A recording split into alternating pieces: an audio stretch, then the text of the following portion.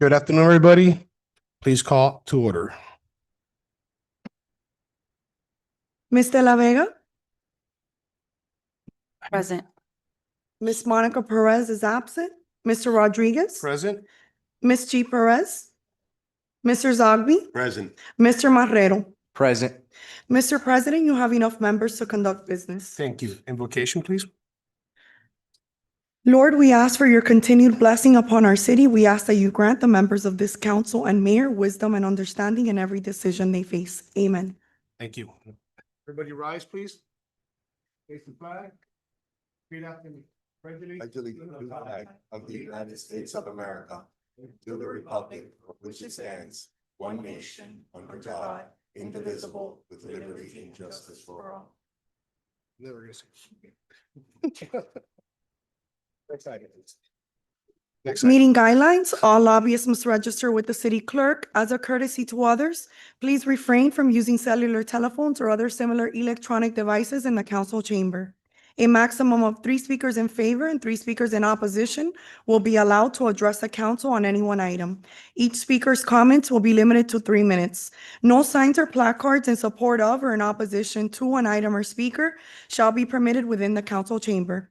Any person, whether participating via the web platform, telephonic conferencing, or physical presence at City Hall, interested in making comments or posing questions on matters of public concern or on any item on the agenda may do so during the meeting. Members of the public may address the city council on any item pertaining to city business during the comments and questions portion of the meeting. A member of the public is limited to 1 appearance before the city council, and the speaker's comments will be limited to 3 minutes. The public can view public meetings on the city's YouTube page. Thank you. Next item, please. No presentation, sir. And Comments and questions? The first registered speaker is Barbara Canales. Barbara.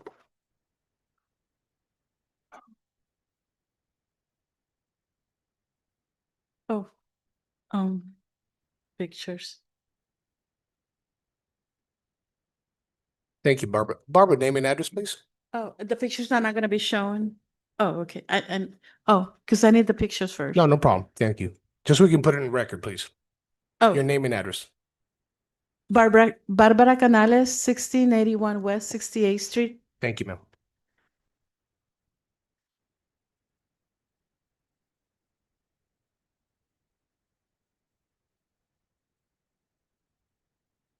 Is the video? Hi.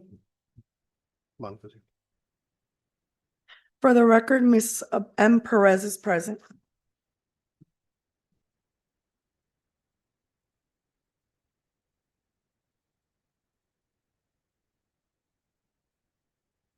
Oh, okay. One more. Okay, that's fine. Perfect. Can you be bigger? Make it bigger?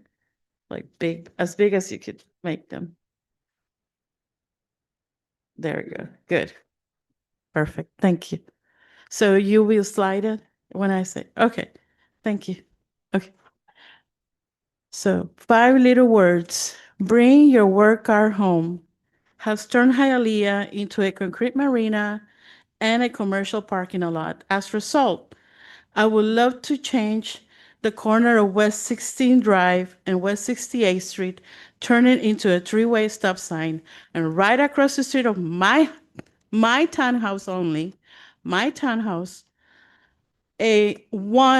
just like the stop sign, no parking anytime, that it runs for more than 4 blocks. It says parking, no parking anytime sign with a little arrow pointing to the stop sign. That's it. Very small space.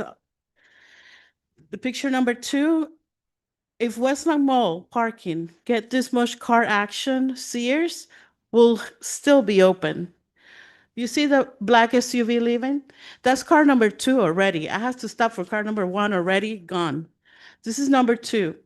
And I couldn't go anywhere because the upcoming traffic, I'm going towards West 16th Avenue, so I can't pass. I just sit there. So I might as well take a picture, show it to you guys. This is nothing compared to the traffic hazard that is going on in my corner. Picture number 3, I call it drive-by, pickup, drop-off. Drive-by, pickup, drop-off. This is right next to the corner, West 16th Drive. See that pickup truck stop? The other pickup truck behind, gotta wait, not moving, pass it like that. And this is nothing compare, like I said, later on the day. This is just a few cars. Picture number 4. Anyone wants that gray SUV, please give me your 411. I'll give it to that driver. Not only does he parks there 24/7, he cleans his car, his garbage end up on my doorstep, either my driveway or the doorstep. At least it's not feces that had happened before. So can you picture number 4, the next one? Once again, bring your work car home. That's across the street of my townhouse, right there, trailer cargo. I call it a repeated offender because it's been doing that since 2024. This is it. This is what I have. My American dream. All this. Bring your work car home, ends up across the street of my house. So something has to be done. Thank you. Thank you.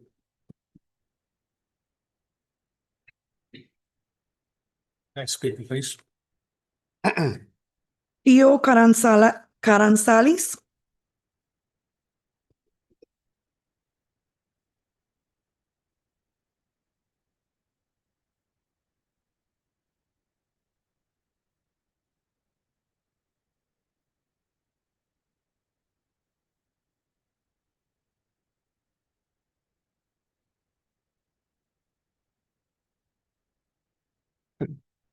Good evening, Mayor and council members.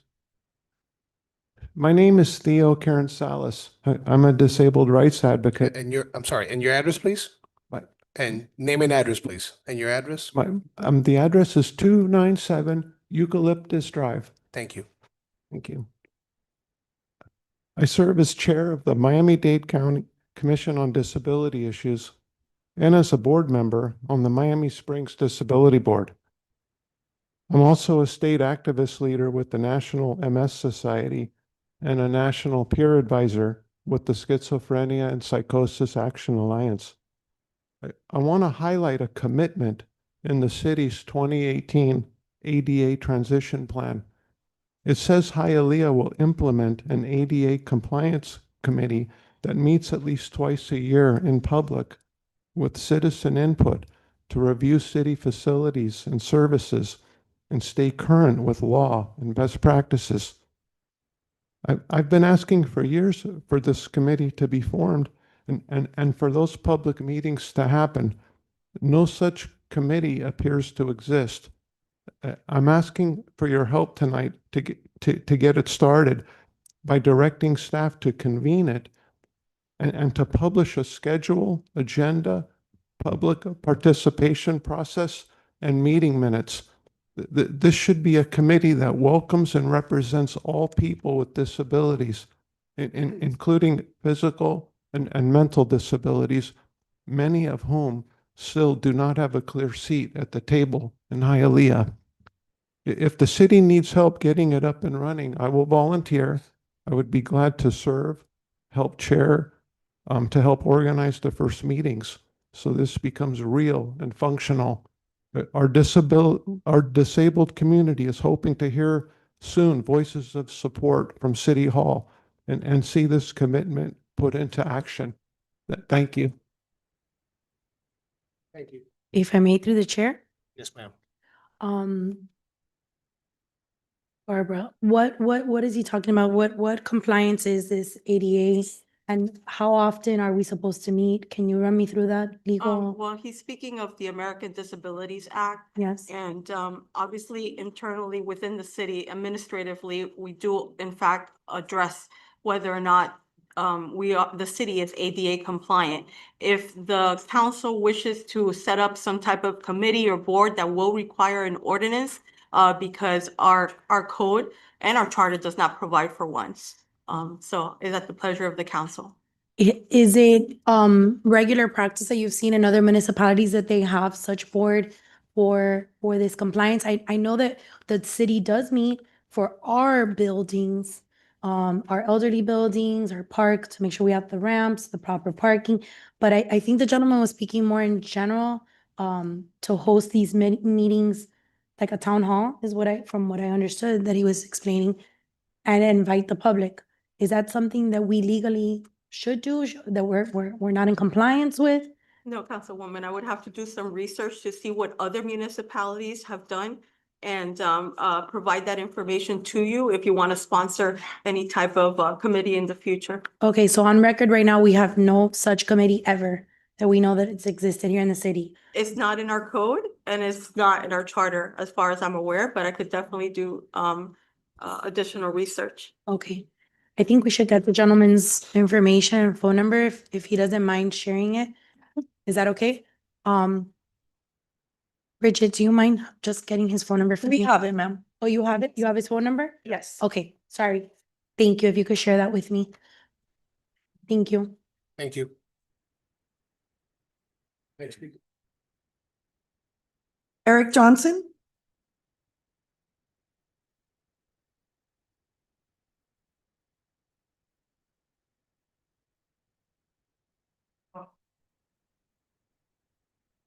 Good evening, Council. Eric Johnson on behalf of the Hialeah firefighters of Local 1102. Council President, if I may, I'd like to address the newly elected council. Yes, please. William Marrero, no disrespect, but I will tell you this. Good job, kid. You worked hard. Councilwoman Jaylene Perez, nobody will ever outwork you in this city. Good job. We've watched you grow from the time as you started as a temporary aide to a full-time employee, to the HR director, to a councilman sitting in the sixth largest city of the state of Florida. Good job. Mayor Calvo, from the underdog to the top dog, just like that. Good job. You worked hard. May we continue with a semblance of democracy in our city. On behalf of our 240 firefighters, we stand ready to work with you and your administration side by side and hand as we always do. I'd like to salute you for reaching out early to work with our first responders in the fire department by making station visits, talking to the members, see what is going on, see where the dysfunctions lie, and we all pretty much know what that is. So the council is aware we do have a massive bill of overtime in the fire department. We have struggled with recruitment. We have struggled with retention.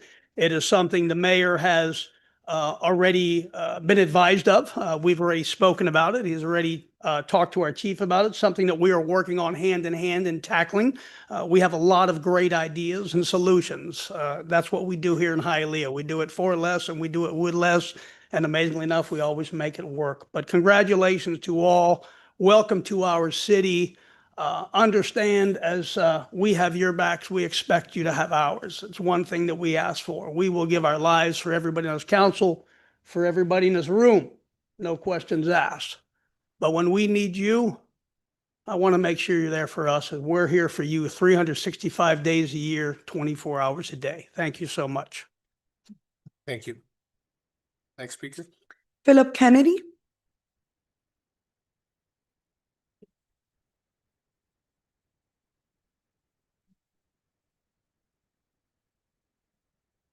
Good evening, Philip Kennedy, 8055 West 36th Avenue, Hialeah, Florida. I just wanted to speak real briefly regarding the issue today. Very important matter, appointing the next member of the city council. I believe I have the experience and knowledge, 30 years dedicated service to the citizens of Hialeah that I think would be a big benefit to this governing body. That's all I have. Thank you. Thank you, Mr. Kennedy. Next speaker. Brittany Soto.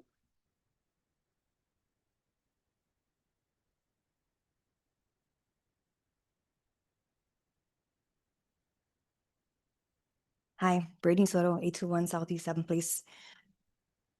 All right.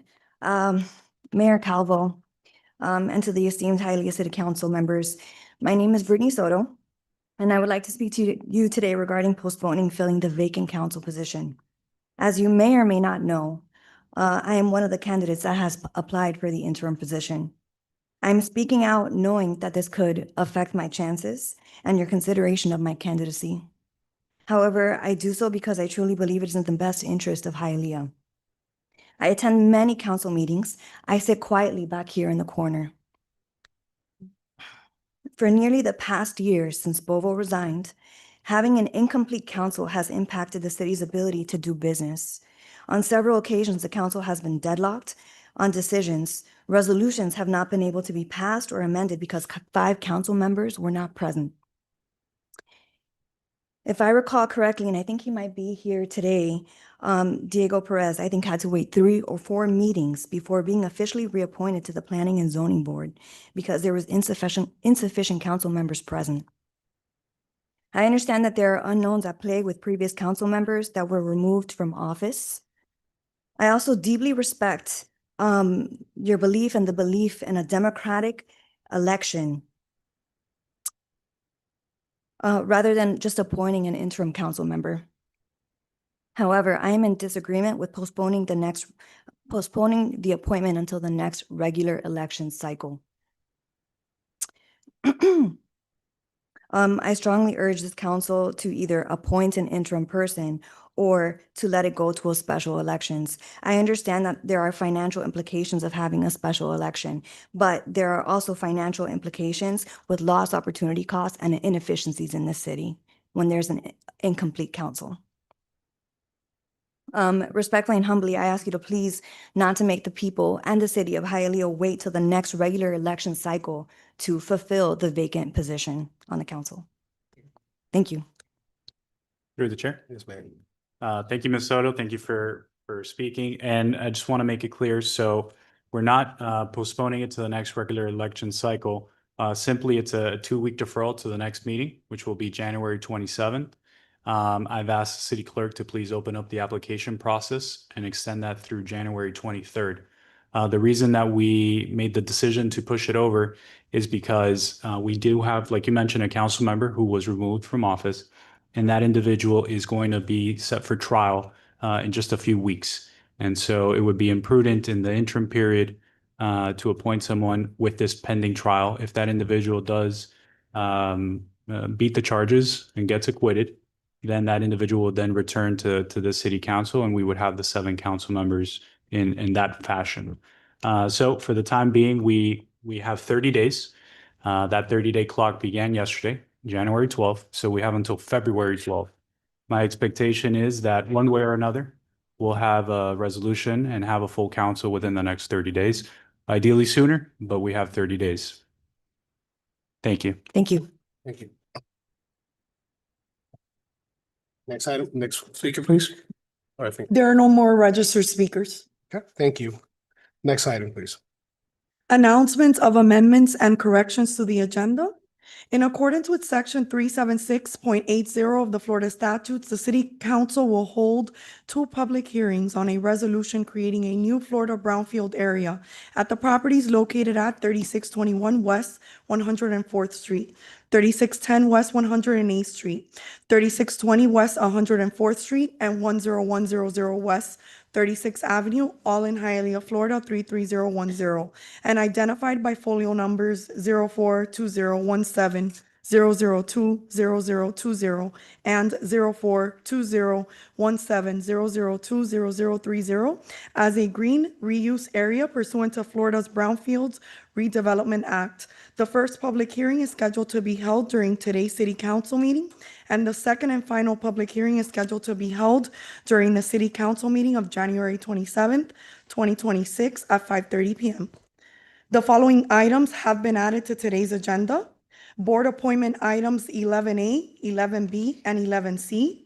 Consent items 12II and 12JJ. Administrative items 13D and 13E. The following items are withdrawn from today's agenda. Consent items 12H, 12N, 12Y, and 12DD. The following items are postponed as follows. Consent item 12I is postponed until January 27, 2026, and zoning item 19F is postponed until the city council meeting of February 10th, 2026, per the request of the applicant's representative. Consent item 12S has been amended from an acceptance of a request for proposal to a continuation of services pursuant to a request for proposal that has previously been awarded by the city council. Thank you. Next item, please.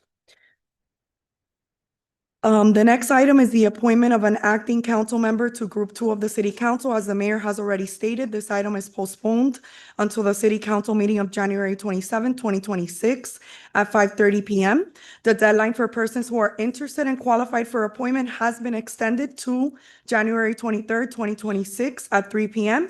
If you've already applied, you do not need to reapply. And next item, please. Election by the City Council of one of its members as council president pursuant to section 3.01, subsection C of the Charter of the City of Hialeah. Thank you. Through the chair. I appoint myself. Through Yes, sir. chair. So I want to make a motion really quick. I have a couple words. I won't make it too long. I want to go ahead and motion for Councilmember Carl Zogby. He's our currently most seasoned council member on the dais. The old? Yeah. He has served in this capacity before and he did a great job then, and I feel confident he'll do just as a great job again. So motion for Carl Zogby. I second it. So we get a motion and a second. Please take roll. Mr. Rodriguez? Yes. Mr. Zogby? Let me think about this one. Yes, yes, thank you. Mr. Marrero? Yes. Ms. G. Perez? Ms. De La Vega? Yes. Ms. M. Perez? Yes. Motion carries. Carl Zogby has been elected president of the council. Thank you all. Thank you all. Thank you. Thank you.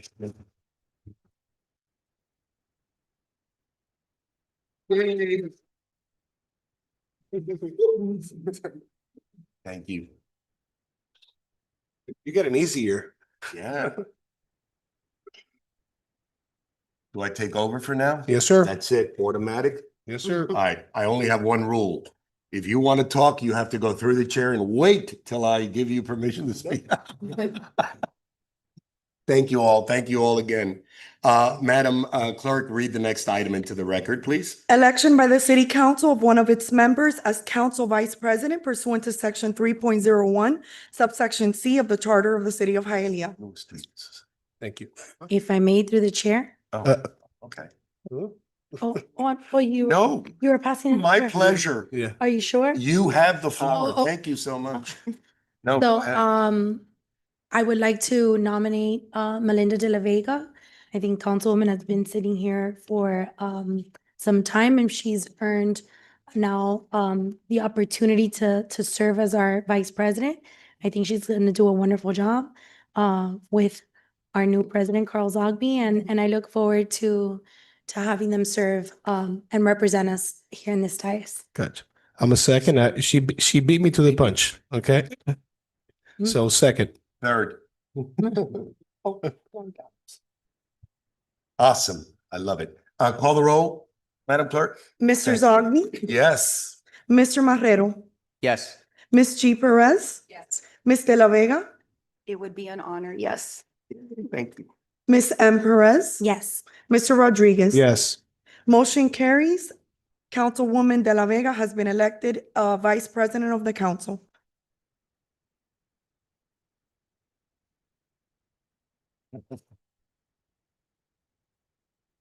All right, can we adjourn the meeting now? Board appointments, read the first one into the record, Madam Clerk, please. Proposed resolution appointing Adonis Lush as a member of the Planning and Zoning Board for a 2-year term beginning on January 14th, 2026 and ending on January 13th, 2028.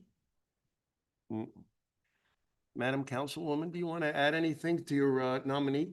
Sure. Mhm. Mr. Adonis Luch obviously has a lot of experience. He used to work for the building department. I think it's more than qualified based on his education and experience to hold this position. And he's always going to do what's best for the community. Thank you. Is that a motion? Yes. Thank you. Anyone else? Second. Second, was that you, Councilman Rodriguez? Oh, that was Willie. You guys are beginning to sound alike. Okay, we have a second from Councilman William Marrero. Please call the roll. Mr. Marrero? Yes. Ms. G. Perez, Yes. Ms. De La Vega, Yes. Ms. M. Perez, Is he here today? Is Mr. Adonis? Oh, there you are. Did you want to come up and say anything? Good looking too. Yes. Mr. Rodriguez, Yes. Mr. Zogby. Yes, Motion carries. The item is approved. congratulations, Mr. Rodriguez. Thank you. Thank you for serving. Thank you. Item B, Madam Clerk. Proposed resolution appointing Jonathan Martinez as a member of the Defined Contribution Plan Committee as the mayor's appointment. Mayor, would you like to add anything or? Well, I think many of you already know Mr. Martinez. He's Yeah. more than qualified for the position, and we've had a vacancy as a result in this committee, and it's important that we maintain it fully staffed. Thank you. You can't make a motion though, Mayor. No. Do I have Motion. pleasure of the council? Thank you, Motion. sir. Motion from Councilman Rodriguez, Second. second from Councilwoman Monica Perez. Please call the roll. Ms. G. Perez, Yes. Ms. De La Vega, Yes. Ms. M. Perez, Yes. Mr. Rodriguez, Yes. Mr. Zogby, Yes. Mr. Marrero. Yes. Motion carries. The item is approved. Thank you.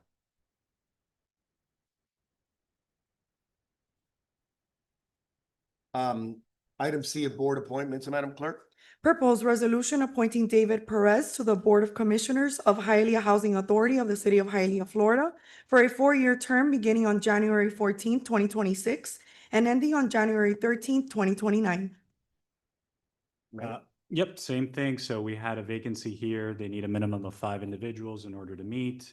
And so Mr. Perez is a firefighter. He's a Hialeah resident and again, more than qualified. He also serves as a union member to the firefighters. So more than deserving, more than qualified. Thank you. If I Good made you the choice. chair, Yes. Yes, he ma'am. here? He's on shift. No, he's not here. David, are you here? No, he's not. He's on shift right now. Oh, he's on. We all know him. I Motion. think this was a great choice, Mayor. I think this was a fantastic person to put on the board. He's super knowledgeable, very involved in the community, so I commend you for this pick. And no relation to me though, but great job. So, I don't know if there's a motion on the table. If not, I motion. If there's a second, I'll second. I have the first motion. from- Second. Oh. did you? Second. Okay, she's first, Councilwoman Woman Monica first. Perez. Councilman Rodriguez had a second motion. Let's call the roll. Ms. De La Vega, Yes. Ms. M. Perez, Yes. Mr. Rodriguez. Yes. Mr. Zogby, Yes. Mr. Marrero, Yes. Ms. G. Perez. Yes. Motion carries. The item is approved.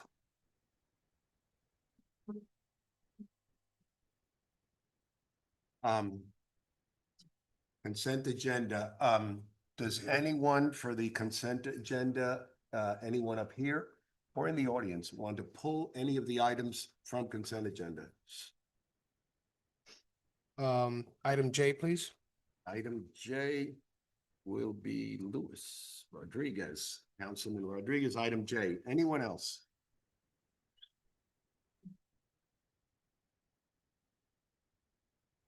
Otherwise, anyone else out there? Okay, otherwise, pleasure of the council for the rest of the consent agenda. Motion. Second. We have a motion from, please help me, was that you? Mr. Rodriguez. Oh, Mr. Rodriguez, Councilman Rodriguez. This flu has me kind of deaf, so bear with me. Councilman Rodriguez, motion, and Councilwoman Perez, was that you? De La Vega. That was you? I actually wanted to pull Don't one. do this to an old man. I'm sorry. Go ahead. Go ahead, man. Yes, you If have. I may, I just wanted to pull I had a question for R. Yes, ma'am. Oh, which one? R? Yes. No Please. problem. Thank you. Councilwoman Perez for item R. Okay, very good. We had a motion for the rest of the consent. Do we have a second? De La Vega was the second. Okay, very good. Call the, thank you. Call the roll. Oh, Ms. M. Be Perez, better. Madam? I'm sorry. I had one more that I wanted. I wanted to pull double H. What was that? Double H? Double H, please. Double Sorry. H. You guys are going really fast. Someone wants to get out of here quick, huh? Madam Double H was withdrawn. Councilwoman. That one's Perez. withdrawn? Oh, that's right. Okay. And That's the updated one. it's double H. Yeah. Okay, Yeah. All right, perfect. and do I have a second? Ms. De La Vega, still a second. Very good. Call the roll, please. Ms. M. Perez, Yes. Mr. Rodriguez. Yes. Mr. Zogby, Yes. Mr. Marrero, Yes. Ms. G. Perez. Yes. Ms. De La Vega. Yes. Motion carries. The consent agenda has passed except items J and R. And double H, right? Well, double H was withdrawn, so it's not included. in Very the good. vote. Madam Clerk, please read J into the record. Proposed resolution waiving competitive bidding and authorizing the mayor, his designee, and the city clerk as a testing witness on behalf of the city to execute all necessary documents of the police recruit sponsorship program with Miami-Dade College and to issue a purchase order for the police recruit sponsorship program, approving the expenditure in an amount not to exceed $91,314.08 and providing for an effective date. Councilman Rodriguez, you have the floor. Thank you. Mayor, Chief, just wanted to ask, how many openings do we have right now? I know you're always recruiting, I just. Good evening, George Fuente, 5555 East 8th Avenue. Approximately 6 vacancies. We have recruits currently in training right now, approximately 15. Okay, all right. And this is actually first time I read it. So Miami-Dade pretty much just run me through this. It's pretty much a recruitment center or active. Miami-Dade is where our training academy or the training academy for South Florida. City of Miami has one. We go to Miami-Dade College where our instructors go teach. They have also instructors that teach our recruits for an academy. Once their academy is complete, once they graduate, that's when they come on board and we start performing our field training program for a few months until they go out on the road on their own. But that's the academy portion of their training. That's their basic law enforcement training. Got it. Thank you. That's it. Motion, please. We have a motion from Councilman Rodriguez, Second. second from Councilwoman De La Vega. Council Vice President De La Vega, please, Madam Clerk, call the roll. Mr. Rodriguez. Yes. Mr. Zogby, Yes. Mr. Marrero, Yes. Ms. G. Perez. Yes. Ms. De La Vega. Yes. Ms. M. Perez. Yes. Motion carries. The item is approved. Thank you. Madam Clerk, can you please read consent item R into the record? Request permission to ratify payment made to Feeding South Florida for the purchase and distribution of Thanksgiving meals, which included 675 full meals and 650 turkeys at various community events in a total cumulative amount not to exceed $26,102.50. The approval of this item requires the waiving of the small purchase threshold. Madam Perez, you have the floor, Councilwoman. If I can. Yes, ma'am. So I just wanted to check. This is just for 675 full meals and 650 turkeys, but we did much more than that, right? Yes, we did. Okay, So so- what happened, George Hernandez, Division Director, Special Events, 4800 Palm Avenue. Basically what this is ratifying the turkey distribution that we did as a whole. The first meals that we got was actually 625 meals that were boxed. That was in conjunction with a sponsorship that the city received by Leon Medical Centers. This was in conjunction with Hialeah Housing Authority, which also gave out an additional 800 boxes. So every single senior facility home under the city of Hialeah jurisdiction got a full meal and a turkey breast within that meal. Right. Then on top of that, we bought an additional 600 turkeys that were given out at a drive-through at Mylander Center right before Thanksgiving, and an additional 30 turkeys that were purchased to make up for missing turkeys that we needed to give out. So this is just making up for whatever the sponsorship didn't cover, Yes, just to cover correct. that. Now, Well, this is for the total cost of everything. Right. The sponsorship revenue offset what the total cost was. right. So, I just wanted to double check. I know that we got a lot of funds, and checks for senior meals and a lot of funding that comes from the state. I don't know if legally if we can use any of those funds to pay for these holiday meals. I don't know if Yeah, it's Council. tied to any of that. Typically, when we receive the fundings from the state, they're already allocated, they're pre-allocated before the request is made. We can certainly, for future years, make allocations ahead of time, right, for the legislative session. This year, obviously, we inherited the allocations that were made under the previous administration, and we'll see how much we get or don't get. I don't think it's going to be a lot, right? So we're inheriting what we have, but we'll put in those requests basically at the end of this year for next fiscal year. I think that'd be wise. Maybe we could get a total of what that cost is in all, and Yeah. maybe tie that in with maybe what we are asking our representatives for those funds. Since Absolutely. it is tied to the seniors, I think that would be an additional cost that the city has. It's between 50,000 to 75,000. The initial distribution this year that was planned was a cost of over $65,000. And we were short this year. We used to do a lot. It was changed. Yeah. It was changed. We do a lot because we partner with different entities. Some turkeys we actually purchase, but other distributions we do, the entity provides everything. So there is no cost. So these were the 1,200 turkeys and meals that we passed out, but we also did other distributions with organizations that actually brought us everything. Right. So there was no expense other than us providing the staff. Correct. Well, I think that's something just to consider and ask for it in the next legislative session. Absolutely. And then if we do get any additional funding or sponsorship, we could use that for anything else, additional labor, other costs that come associated with the holidays. Yeah, and one of the things that, my administration is working on is to revamp what's basically been gutted out and lost for the past few months, if nothing more than that, which is the sponsorship component. Right now, we have no one to have their sole job and sole efforts to be dedicated to sponsorships, and that's something that we're looking to change. That's a conversation I've had with the director. We were making somewhere in the realm of over $500,000 a year in sponsorships, which was obviously put to good use. And that number is, less than half of that, is what we've seen in the last 12 months. So absolutely, it's something that we're on it. Yeah. And the man standing before you is the one that juggles all those hats. He is sponsorship and many other things. He screws things in the wall, he orders the turkeys, he decorates, he does it all. So thank you, George. We appreciate you. By the way, now that we have him here, I'd like to ask for a round of applause for a fantastic swearing in yesterday.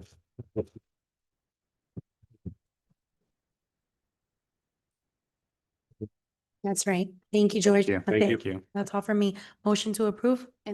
Thank you. Motion from Councilwoman Perez. And did you have a motion, Ms. De La Vega? Second. Vice President De La Vega has the second motion. Call the roll, please. Mr. Rodriguez? Yes. Mr. Zogby? Yes. Mr. Marrero? Yes. Ms. G. Perez? Yes. Ms. De La Vega? Yes. Ms. M. Perez? Yes. Motion carries. The item is approved. Thank you. I think we're done. We're moving on to 13 administrative items. When you're ready, read item A into the record, Madam Clerk. Yes, you have the floor, sir. Oh, did you? Thank you. Go on, Madam. Sorry. Item 13A is for discussion on today's date. There will be no vote. However, it is open for public participation. Proposed resolution designating property located at 3621 West 104th Street, 3610 West 108th Street, 3620 West 104th Street, and 10100 West 36th Avenue, Hialeah, Florida, 33010, and identified by folio number 042017002020 and 042017002030 as a green reuse area pursuant to section 376.80, subsection 2A of the Florida statutes for the purpose of rehabilitation, job creation, and promoting economic redevelopment, authorizing the city clerk to notify the Florida Department of Environmental Protection of said designation, providing for an effective date. Thank you. Mayor or anyone else in the council want to open the discussion? Mayor, is there anything you want to say? I believe we have the gentleman from Goldstein can give kind of an overview of what we're looking to do here. Thank you. A name and address for the record, sir? Thank you. Good evening. My name is Brett Brummond with the Goldstein Environmental Law Firm. We have offices at 2100 Ponce de Leon Boulevard in Coral Gables. And good evening, Mr. President, Vice President, members of the council, and Mayor. We were engaged by the city just about a year ago to assist with the creation of the City of Hialeah Green Reuse Area pursuant to Florida's Brownfields Redevelopment Act. This area would cover 2 parcels currently owned by the city located on West 36th Avenue on the north and south side of West 104th Street. Go to the next slide, please. These 2 parcels are approximately 30 acres in size, currently used as a public park with workout equipment, a sidewalk, and a small parking area on each side.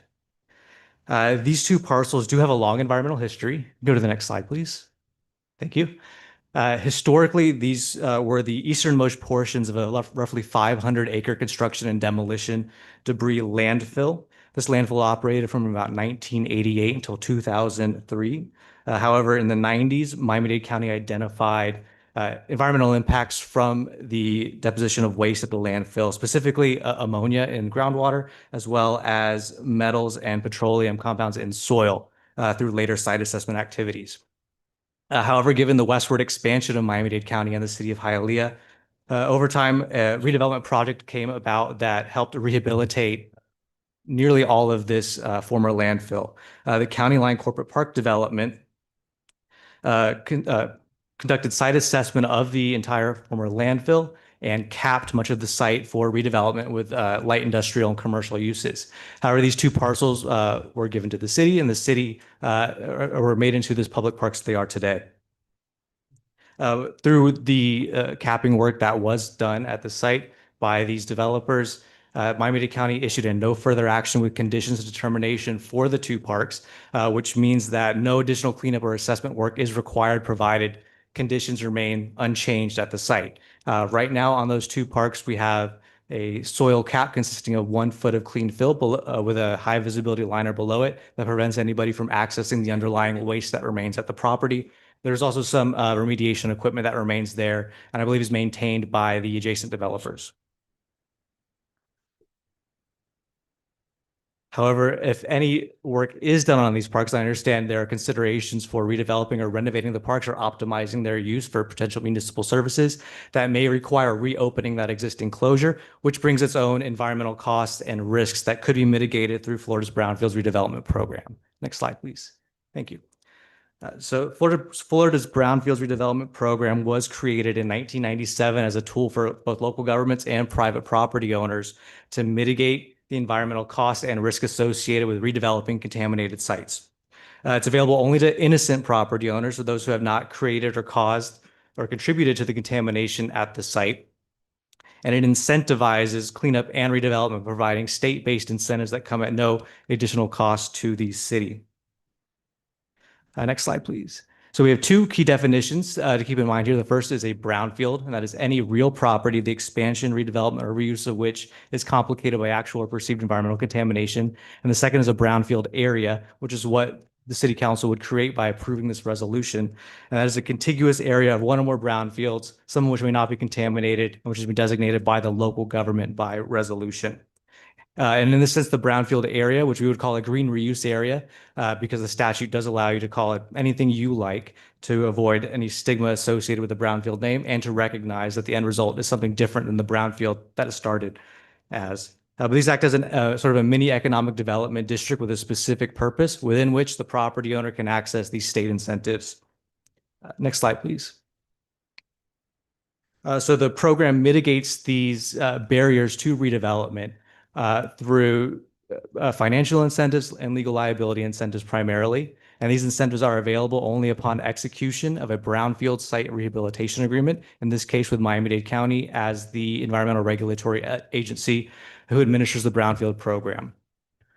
The 2 big ticket items here, the big brownfield incentives are available, are the voluntary cleanup tax credit program and brownfield liability protections. There are a few additional brownfield incentives that are available that likely would not apply to this project, including a sales tax refund on construction materials used in affordable housing development, as well as the job bonus tax refunds for new job creation following a certain investment into a new project. Next slide, please. The voluntary cleanup tax credit program, however, is one of the biggest attractors for Florida's Brownfields program. It's an incentive that encourages voluntary cleanup by awarding Florida corporate income tax credits to offset site rehabilitation costs. This program is funded through the state corporate income tax. It's not funded through property taxes, and it's not funded through sales taxes. An allocation is set in statute by the Florida legislature. This allocation has gone from $2 million per year for all of the brownfield sites in Florida at the program inception up to $35 million was the most recent increase in 2023. So it's more than enough money to go around for all of the brownfield applicants throughout the state every year. The voluntary cleanup tax credit program would allow the city to recover eligible site rehabilitation costs, which are defined rather vaguely as costs that are integral to site rehabilitation. This is defined as work that is necessary to implement the requirements of Chapter 62-780 Florida Administrative Code, which is our state cleanup rule. But in practice, these costs eligible costs would encompass everything from site assessment, soil and groundwater, reporting to Miami-Dade County as the regulatory agency, active remediation, so excavating contaminated soil and disposing of it, replacing it with clean fill, treating contaminated groundwater, but it can also include certain sunk development costs. The whole purpose of the Brownfields redevelopment program is to encourage redevelopment, and a simple way to address contamination of the site is through construction of an engineering control, which may consist of your existing or your planned building foundations, building slab on grade, paved parking areas. These costs are all engineering control construction costs that could be eligible for the tax credit. Local governments may also benefit from this program, even though local governments pay no state corporate income tax, because these tax credits are transferable in the secondary market. They're typically sold for a rate of about 90 to 92 cents on the dollar to companies that do pay Florida corporate income tax. And again, this is not a grant program. So this program requires that the city would spend that money first on the cleanup costs and then apply to the state at the end of every year for that partial reimbursement in the form of the tax credit. Next slide, please. Now, taking a deeper look at these tax credits, we have a few categories that would be available to the city here. So first is there's an annual site rehabilitation voluntary cleanup tax credit. This tax credit is a maximum of $500,000 per year based on up to $1 million in eligible cleanup costs. So it's a 50% tax credit every year that costs are incurred. There is no limit. As long as you keep incurring costs leading up to regulatory closure, you can apply for this tax credit. Second category is a cleanup completion bonus tax credit. This is available one time. It's also a maximum $500,000 tax credit based on 25% of up to $2 million in costs from project start to project finish. An additional bonus tax credit that may be available here, depending on how the city decides to use the property, is a healthcare provider bonus tax credit that works the same way as in the in the cleanup completion tax credit. This would be another maximum $500,000 tax credit. If any type of healthcare use is open on the property, it could range from a dietitian, a physical therapist, a clinic, anyone who's licensed under certain sections of the Florida statutes to be a healthcare provider. That would enable the city to apply for this healthcare provider bonus tax credit once that operation begins. Two additional categories that likely would not be available here are the affordable housing bonus, which is available if you construct affordable housing on the property, and a solid waste removal tax credit. That is likely unavailable here because the site was a permitted solid waste disposal facility. So the state would find it ineligible for removing the existing waste and moving it somewhere else because that waste was deposited illegally. However, there are opportunities to discuss this with the state. Next slide, please. The second big incentive that would be available to the city through the Brownfields redevelopment program are the brownfield liability protections. Under section 376.82 Florida statutes, any person, which would include local governments, who executes a brownfield site rehabilitation agreement is relieved of liability for remediation the contaminated site to the state and third parties. And what this means is others cannot compel the city to do more cleanup than is required under the state law or has been agreed to with Miami-Dade County as the regulatory agency. The second is the city will be free from liability in contribution to any other party who has incurred cleanup liability for the contaminated site subject to the Brownfield Site Rehabilitation Agreement. And this would prevent previous owners from seeking to recover their past cleanup costs from the city in contribution, because in environmental law, most things have come with joint and several liability. So even if the city did not cause the contamination, the city could be potentially liable for the contamination on property it owns. So this places a barrier between others seeking to recover their own cleanup costs from the city just based on that theory of joint and several liability. And finally, the city would be protected from liability for claims of property damages, including diminished value, and stigma associated with the contamination that's located on the property. So immediately upon execution of this Brownfield Site Rehabilitation Agreement, if the resolution is approved, then the city would enjoy these liability protections in addition to any other liability protections the city already enjoys. Next slide, please. This legislature just recently amended the statute to specifically enable or grant eligibility to local governments, even if they have caused or contributed to contamination at a brownfield site, with a new cutoff date of July 1st, 2025. Although we don't believe that's the case here, this is just an example of how this program is equally geared towards local governments and private property owners.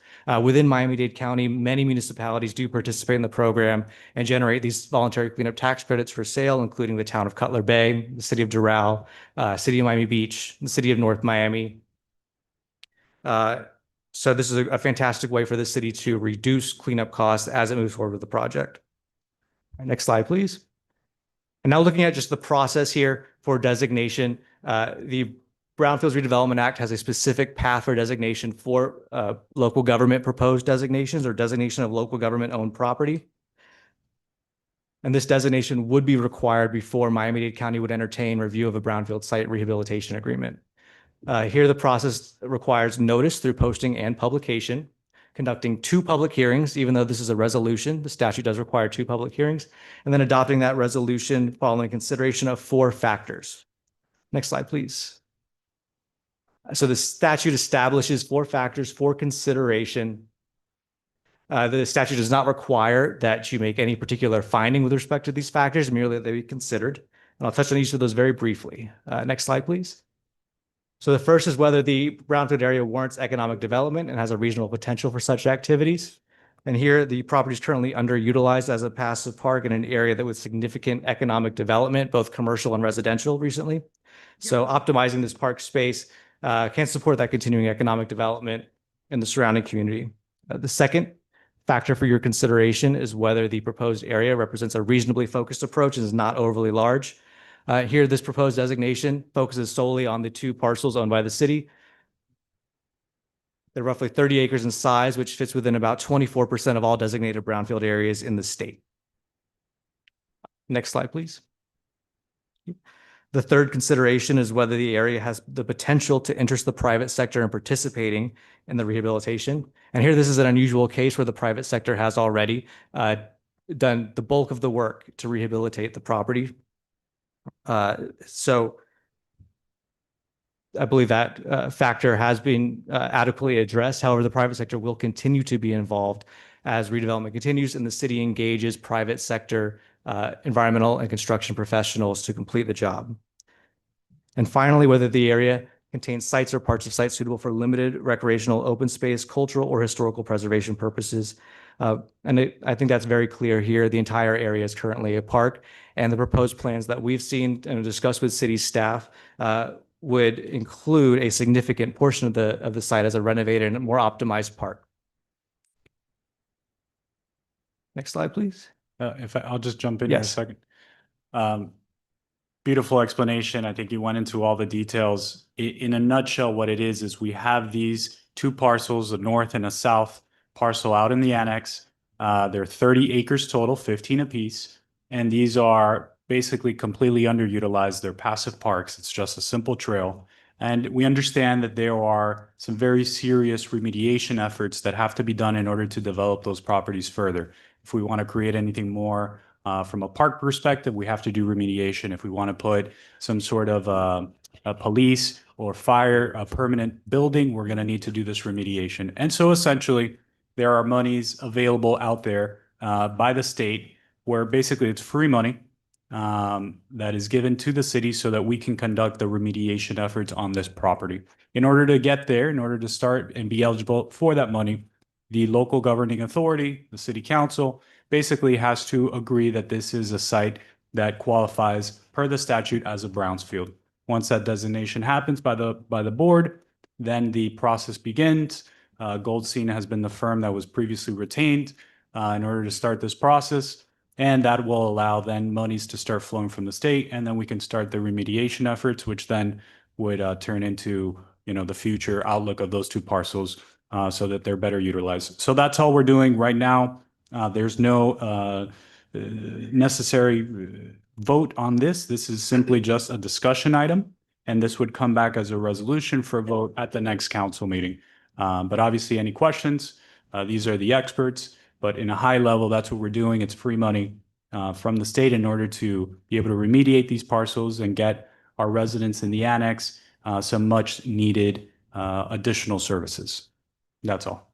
Thank you. Thank you, sir. Any further discussion from up here? I'll get with you in a So second. the only, Jose? sorry, the only Jose. question I have, let's say everything goes quick. When would the funds be available? By this year or? There's an annual application cycle. The state operates on a calendar year basis, so costs incurred from January 1st, 2026 through December 31st, 2026 would be applied for in an application that's due by January 31st of 2027. So you have a full year to incur those costs, an extra month to pay those costs before the application is submitted. And then the state usually issues those tax credits between then and July of 2027, depending on the availability of the last year's allocation. Okay, thank you. If I may, through the chair? Yes, ma'am. So therefore, in order for us to complete the project, are we given kind of a clear contract by when each project needs to be completed in order then to be reimbursed? And if we don't meet those deadlines, would we still qualify for the following year? Or if we don't meet the deadlines, we're not reimbursed? So from a project standpoint, this is completely project driven. So there are certain deadlines to submit, say, for example, a site assessment report and a remedial action plan, but they don't dictate when you need to complete your project. And those deadlines can be established with Miami-Dade County as the regulatory agency. And Miami-Dade County is very agreeable with brownfields projects. There is a key deadline is submittal of that voluntary cleanup tax credit application. If it is not submitted by the application deadline, you lose the ability to claim tax credits for any of those costs incurred in the previous year. Got it.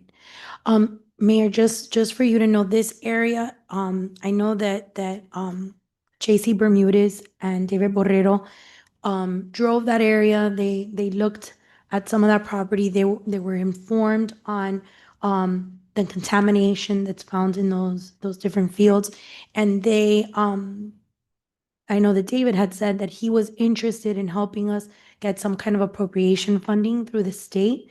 And I don't know if that's something we could combine with this project and work together. I don't think it would impede if we would get any appropriation funds from the state on how we pay for the project.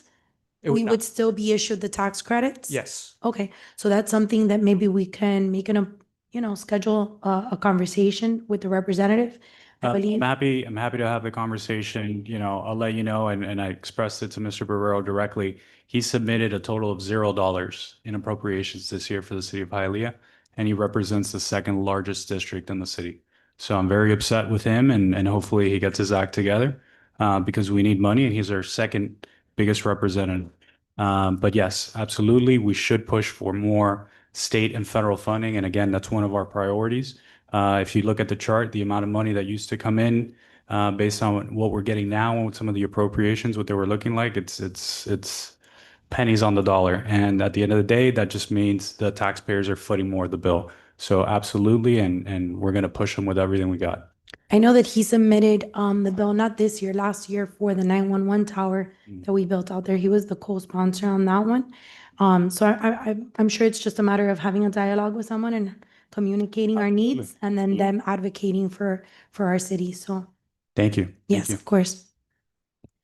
Mr. President, Oh, sorry, but can I also add that if you do receive an allocation from the state, whether it's through a grant or it's allocated by the legislature, those funds can also be used in the tax credit application. So in a sense, you're able to receive that funding from the state and then get an additional discount by using those funds as they were spent in the tax credit applications.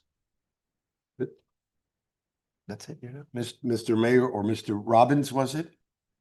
Drummond. Yeah.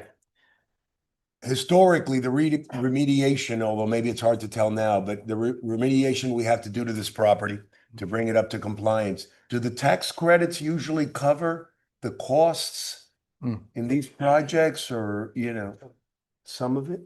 Oh. Yes, Yeah, sir. so Go on. the tax credits, it really depends on the project. So you have a $1 million annual cap, which would yield a $500,000 tax credit. So that may cover a significant portion of the cost, but it really just depends on exactly what the remedial approach is here. Because discussing with city staff over the past year, I understand there may be some soil excavation and replacement with a clean fill, but there also may be some engineering control construction. It just depends on what the final configuration is. So there's also an opportunity to sequence some of the work there. So that way you don't ever exceed your $1 million cap in any given year. If you do some work towards the end of the year and then continue it at the beginning of the year, you're looking at 2 separate application cycles and 2 separate $1 million caps. That way you can maximize your spend and the recovery on that spend. Thank you. Further discussion? Mr. Azay, you're recognized, name and address for the record, sir. Thank you. Jose Alzi, 788 Southeast Park Drive. Now, I want to talk about transparency. Congratulations, how this is so clear and everything was explained. Hope of the future. But before that, I want to congratulate you, Ms. This is the second time I call you Mayor Calvo. I know you worked your ass off, and man, you really, really worked hard. Everybody said that. So did Councilwoman Perez and Councilman Marrero. I just applaud the work that you do. And people don't know what much work that is. And I want to congratulate you for that. I want to talk on this issue because in the past, the practices we did, like we used to use folio numbers and we didn't put addresses. The reason the prior administration did that was to confuse the residents. I know I was here a lot of times for Three Friends Park when they used the folio and nobody knew what they were talking about till later on in the project. They didn't put addresses, they didn't put, and I want to hope Alexander, our assistant attorney, comes up here. When Three Friends Park went in front of the ethics committee, the Miami-Dade Ethics Department said our past practices, they were legal, but they were not ethical.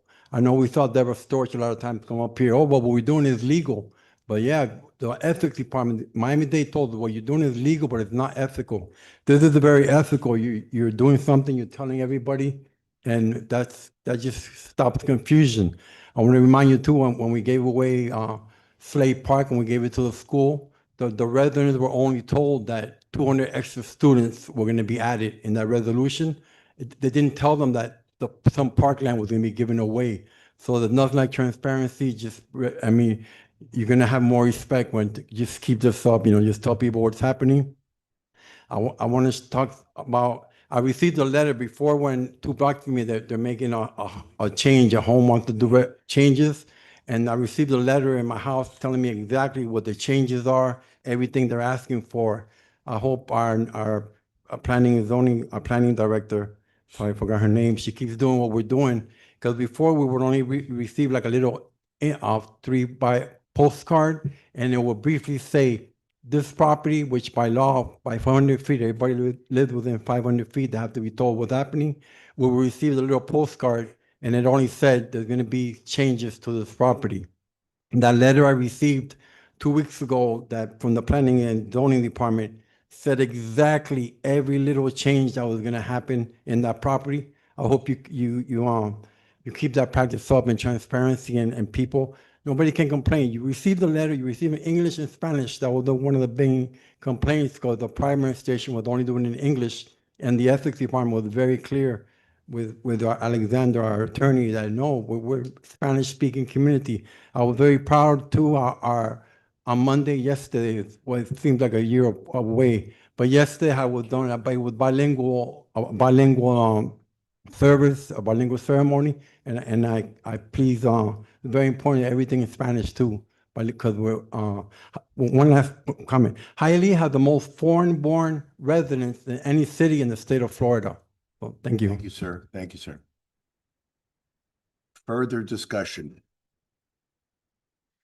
This item requires no action, so if we're done with the discussion, we'll readdress this in the coming meeting. So item B into the record, Madam Clerk. Thank you. Second reading and public hearing of proposed ordinance repealing and rescinding Hialeah ordinance number 2023-039, attached hereto as Exhibit A, granting a special use permit to allow the expansion of the neighborhood business district overlay pursuant to Hialeah Code of Ordinances, Section 98-1630.8, granting a variance permit to allow 40 residential units with an area ranging from 620 to 693 square feet, where 850 square feet is the minimum required and only 10% of the units may have an area less than 850 square feet, and a variance to waive the building mass and frontage development standards, all in contrast to Hialeah Code of Ordinances, Sections 98-1630.2 and 98-1630.3, subsections C and D. Property located at 3875 West 16th Avenue, Hialeah, zoned M1 Industrial District, repealing all ordinances or parts of ordinances in conflict herewith, providing penalties for violation hereof, providing for a severability clause, and providing for an effective date. Thank you. This item is on second hearing, open to public discussion. Would anyone like to make any comments? Ms. Hasbun. You have Claudia the floor. Name and Hasbun, address. Planning and Zoning Director, 501 Palm Avenue.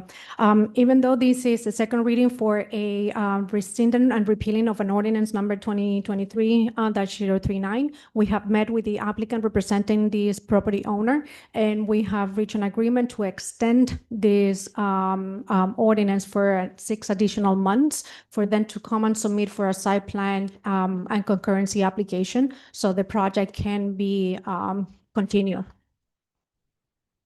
Will we go on with the rescinding? We need to make a decision on this today or For an can I change extension. the item? Correct, for an For an extension. Are you representing them, Javi? Yeah. Would you like to say something, sir? Go ahead. Name and address for the record. Good evening, Mr. President. Good evening. Good evening, Mr. President and council evening. members.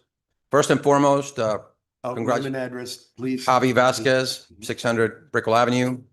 On behalf of the property owner, that's the subject of this. Before anything else, congratulations to Mayor Calvo. Very happy to see council members Perez and Marrero. Congratulations. And also to Mr. President and Madam Vice President in your new leadership positions with the council. In 2023, I did represent the owners of this property for a SUP for a neighborhood business district overlay. I'm going to make it very simple instead of a long story. Market conditions and their delay in other developments has made it to where they still have not started the ASPR, the administrative site plan review process for this development. But the additional 6 months that we're asking will allow the applicant and the owner to come forward with the ASPR and continue forward with the development. So we would respectfully ask that, as opposed to rescinding the ordinance, that you grant the owner 6 months. What's the, thank you, Javi. Claudia, what's the identified date before we have further discussions to the postponement date? It will be until July 13, 2026. Are we having a meeting on July 13, 2026? No, that will be the date that the ordinance basically will be presented again for repealing and rescinding if they don't have a site plan and concurrency application. We'll have it before that, God willing. Yes. Right? I mean, that's the extension. Very good. So here, any further discussion? So what we're going to vote on is postponing it till July 13, 2026. Any discussion from the council? So we're gonna need a motion, right? Motion. Yes. Motion to postpone until July 13, 2026. Do I have a second? Second. Second from, first motion from Councilman Rodriguez, second from Vice President De La Vega. Let's call the roll. Ms. G. Perez? Yes. Ms. De La Vega? Yes. Ms. M. Perez? Yes. Mr. Rodriguez? Yes. Mr. Zogby? Yes. Mr. Marrero? Yes. Motion carries. The item is postponed until July 13th, 2026. Thank you. Thank you, sir. So, okay. Thanks. C is withdrawn, so we go right to D. Madam Clerk, please. Yes, sir. Thank you. Item 13D, first reading of proposed ordinance repealing and rescinding Hialeah, Florida ordinance number 2025-025, which established section 30-3 through 30-5 in City Code Chapter 30 elected officials entitled Deferred Compensation Plan Established, Purpose, Name, Effective Date, Contributions to Deferred Compensation Plan, Vesting and Deferred Compensation Plan in its entirety, repealing all ordinances or parts of ordinances in conflict herewith, providing for rescission in code, providing for a severability clause, and providing for an effective date. You say something? This is first reading, not open for public discussion, but Motion. Mr. Mayor, would you like anything, or should we just go to motion if he's willing to make? Motion from Councilman Rodriguez, Second. second from Councilman Marrero. Thank you. Please call the roll. Ms. De La Vega, Yes. Ms. M. Perez, Mr. Rodriguez. Yes. Mr. Zogby, Yes. Mr. Marrero, Yes. Ms. G. Perez. Yes. Motion carries. The item is approved. Second reading and public hearing is scheduled for January 27th, 2026. Thank you. Madam Clerk, item E, please. First reading of proposed ordinance amending Chapter 2 entitled Administration, Article 5 entitled Finance, Division 2, entitled Fees and Charges, and Section 2-871 entitled Duplication and Certification of Public Document of the City of Hialeah Code of Ordinances to waive fees to current elected officials acting in their official capacity when requesting duplication of public documents by the City of Hialeah, repealing all ordinances or parts of ordinances in conflict herewith, providing for penalties hereof, providing for inclusion in the code, providing for a severability clause, and providing for an effective date. Through the chair. Yes, sir. Just briefly, this is one of the first sort of good governance measures that it was important for me to pass in a nutshell so the residents understand and the council members, of course. Unfortunately, I had a situation when I was a council member where the person sitting in this chair didn't quite agree with me on certain things. And I really felt like the public records law was sort of weaponized. And, I always said for me to be a good mayor is not just me personally being a good mayor, but being able to amend or bring changes to the way our government is structured. And so what this does essentially, and it should be obvious, and I'm sure it is obvious, but if a council member requests a public document from the city clerk, the clerk will put that at the priority for her office, and any costs associated to that request would be waived. So that council member or elected official would not be charged for that, as long as they're doing so in their official capacity, obviously, and not for campaign purposes or a personal reason or what have you. So as long as it's in their official capacity, they can receive that document free of charge in the exercise of their duties. And if there's some sort of redaction that is required, that would also be waived as well. So it's making sure that this is a transparent government moving forward, and that all the council members are able to get the information they need in order to do their job accordingly. So I'm asking for the council's support in passing this ordinance into our code of ordinances. Thank you. Thank you, sir. Any further comment from the council? Or pleasure of the council on this item? Motion. Motion from Vice President De La Vega. Second. Second from Councilwoman Perez. Yay. I got it right. Please call the roll. Ms. M. Perez, Yes. Mr. Rodriguez, Yes. Mr. Zogby, Yes. Mr. Marrero, Yes. Ms. G. Perez, Yes. Ms. De La Vega. Yes. Motion carries. The item is approved. Second reading and public hearing is scheduled for January 27th, 2026. Thank you. Item 14, unfinished business. Do we have any unfinished business that we would like to discuss? Barring any, moving along, new business. Item 15. Through the chair. Yes, sir. I'd just like to highlight, we kind of did it a little bit informally, but I'd like to congratulate our new interim city attorney, Ms. Barbara Govea. She's done great this meeting.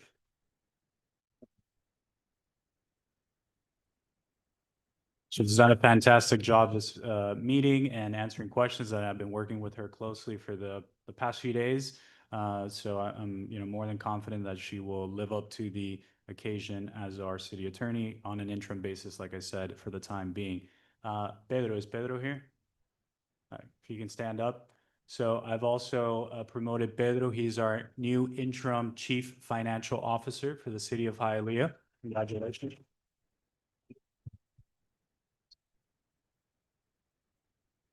And Pedro and I, again, have been working closely, and anything that has to do with finances and running of the city, he's going to be the go-to person. He takes Ruth's former job.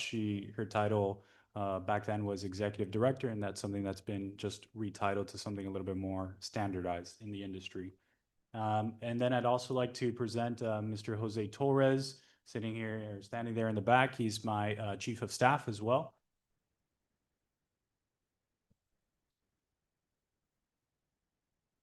So it was important to me that, folks understand, there's one person in charge in the city, that is the mayor, but my right-hand man is Mr. Torres. So if you can't reach me, residents or council members, he's the best number two, and I think he's going to do a fantastic job. So congratulations to him.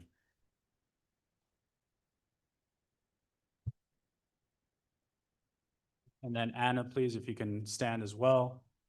So Miss Anna Hume, many of you saw her yesterday. She comes to the city with vast experience in communications, again, with the goal and the objective to bring transparency so that people understand what's going on. And her title will be Chief Communications Officer. She will be the head and face of the city moving forward. Hialeah girl through and through, and we're very excited to have her. Thank you.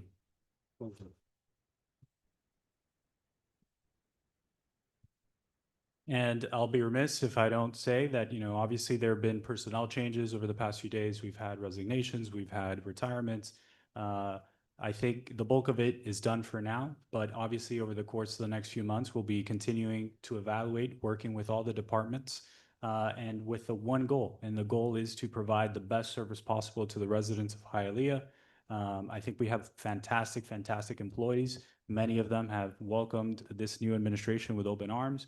And I'm very excited to work with each and every single one of them over the course of the next few months to make this city stronger, better than ever. And like I said yesterday at the swearing in, the best for Hialeah is still to come. Hialeah is ready to lead in this county and across this region. So thank you, everybody. Thank you for all the resident support yesterday at the swearing in. And we're just getting started. Thank you. Thank you, Mayor. Excellent choices. Any other new business that we wish to discuss? Otherwise, this concludes the legislative administrative portion of our meeting. We're going to move right along to zoning, so we'll see you soon, Mr. Mayor.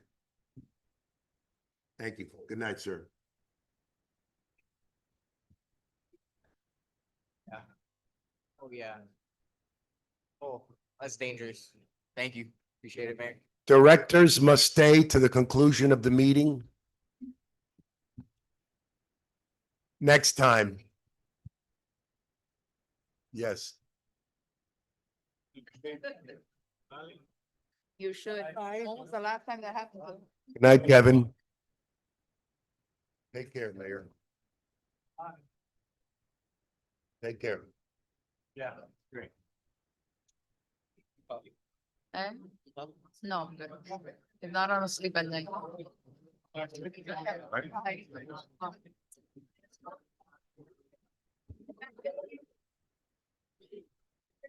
night, sir. See you.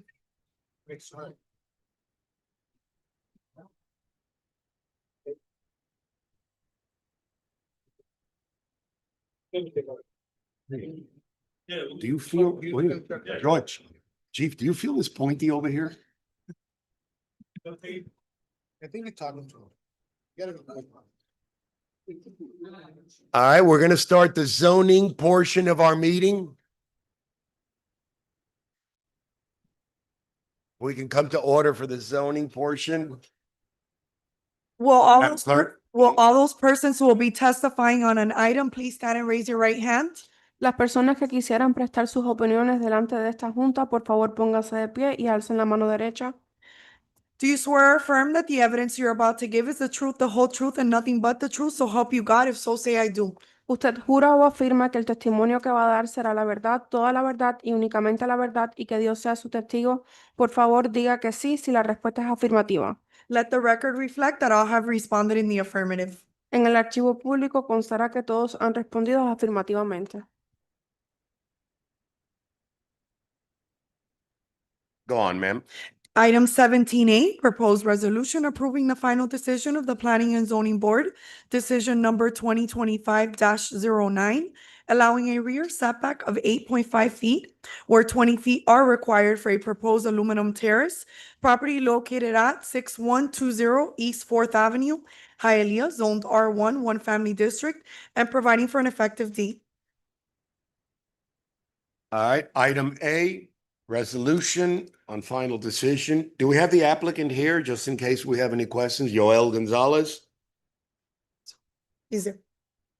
counsel? As you wish. Any questions for the applicant? Just stand by a second. Thank you. Does anybody have any questions for the applicant? Madam Hasbun, gracias, Gonzalo, un momentico nomás. Do you have anything to add to this in case anybody? No, nothing to add. There are several Explained here. conditions that they were discussed during the planning and zoning meeting, and the owner has agreed to it. So we are in agreement with the proposal for this property. Anyone? Motion from Councilman Rodriguez. Do I have a second? Second. Second from Councilwoman Perez De la Vega. De La Vega. Oh, Lord. From Councilman De La Vega. I'm looking the wrong way and then I'm hearing. Thank you. Call the roll, please. Mr. Rodriguez? Yes. Mr. Zogby? Yes. Mr. Marrero? Yes. Ms. G. Perez? Yes. Ms. De La Vega? Yes. Ms. M. Perez? Yes. Motion carries. The item is approved. Gonzalez. Good night. Item B. Proposed resolution approving the final decision of the Planning and Zoning Board, decision number 2025-10, allowing an interior east side setback of 5.84 feet where 7.5 feet are required for the existing addition to the main residence to be legalized, to allow a street side setback of 7.5 feet where 15 feet are required for an existing addition proposed to be converted into a one-car garage and storage room, to allow an interior east side setback of 4.41 feet where 7.5 feet are required for an existing 148 square foot gazebo to be legalized, and to allow a distance separation of 7.25 feet between the gazebo and the main structure, where a minimum of 10 feet are required. Property located at 100 East 37th Street, Hialeah, zoned R1, one family district, and providing for an effective date.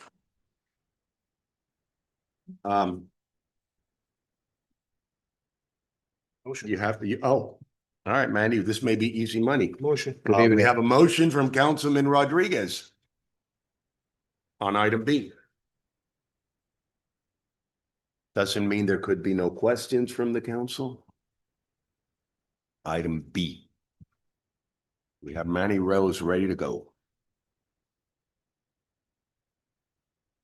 Manny, can you just, I'm sorry? can you just kind of give us like Sure. overview No of? problem. Basically, this is a project that we've taken in the office. It's a special project that nobody wanted to touch, and we've been very heavily involved with the owner.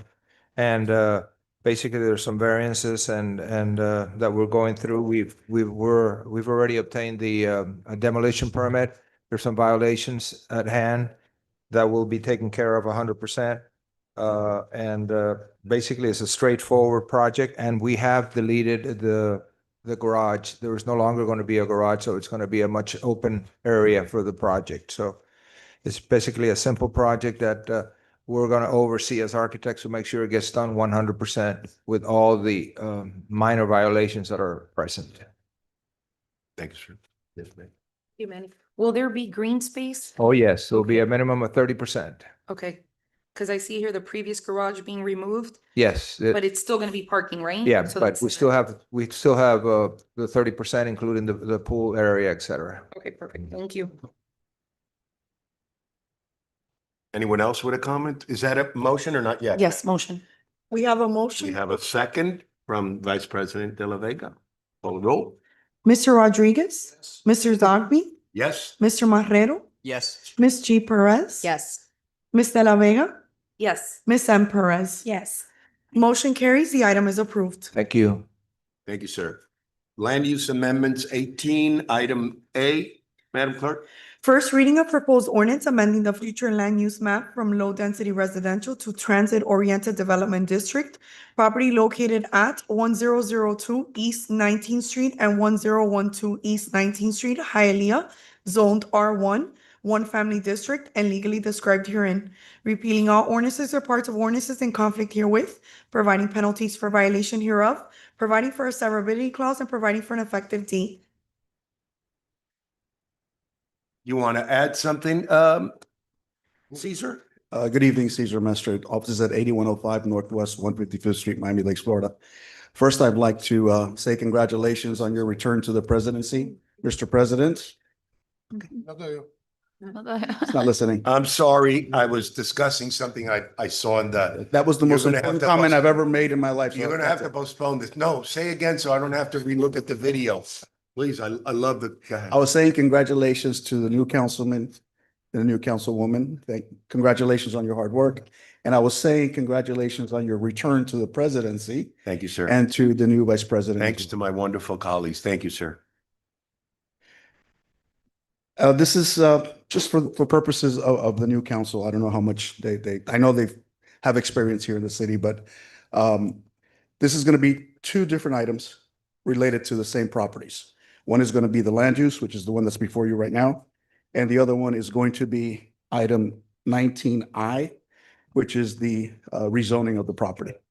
The city has designated certain areas in the city as transit-oriented districts, which means you have a higher density and kind of a redoing of the properties within that area to be more dense, to create more affordable housing, more housing close to the transit corridors. This is close to 25th Street.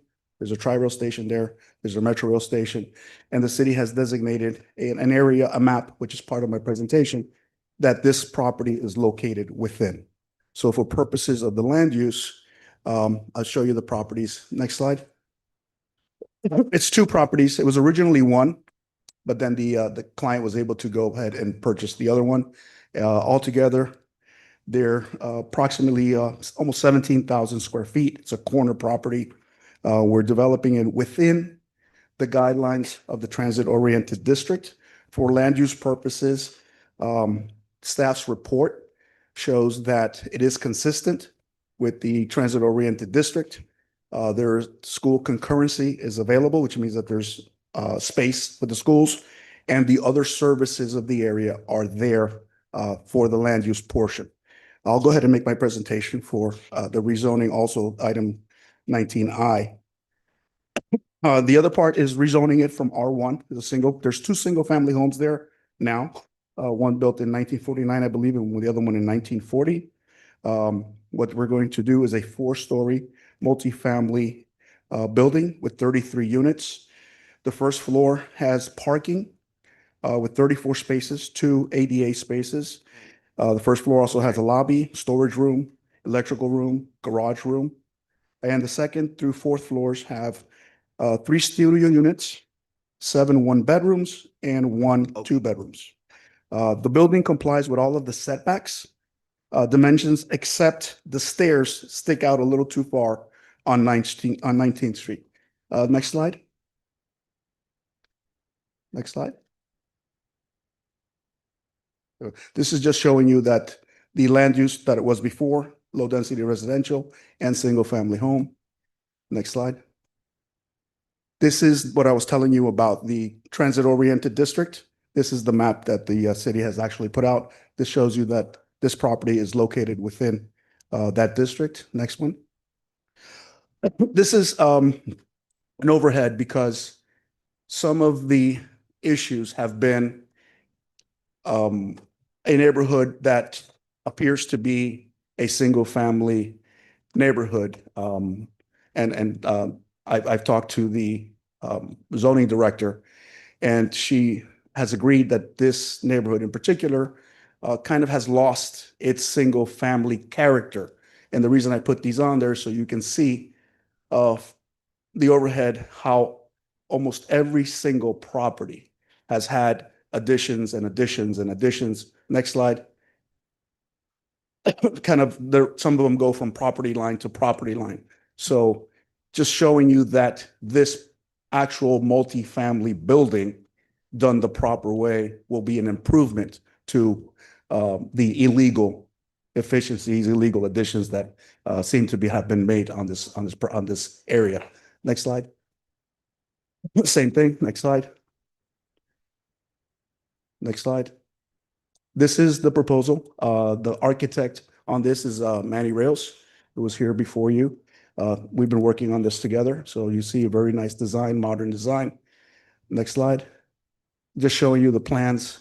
And like I said, all of the setbacks are met except for the one on 19th Street, which is the stairs that stick out a little bit. But staff in their own report says that this will not be a hindrance. Walkway is clear. Everything's clear.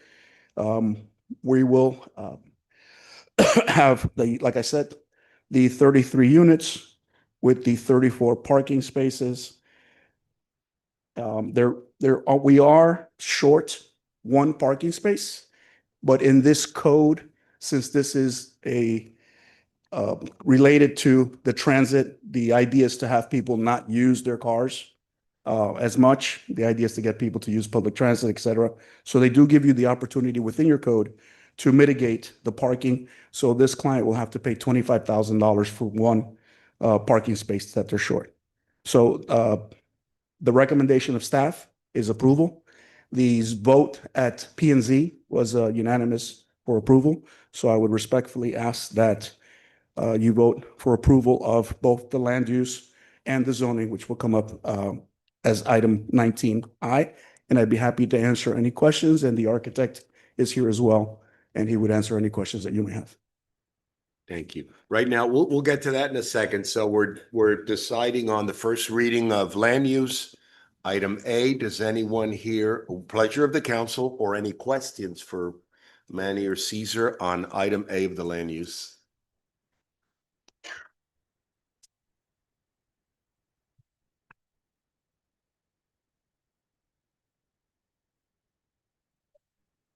I motion.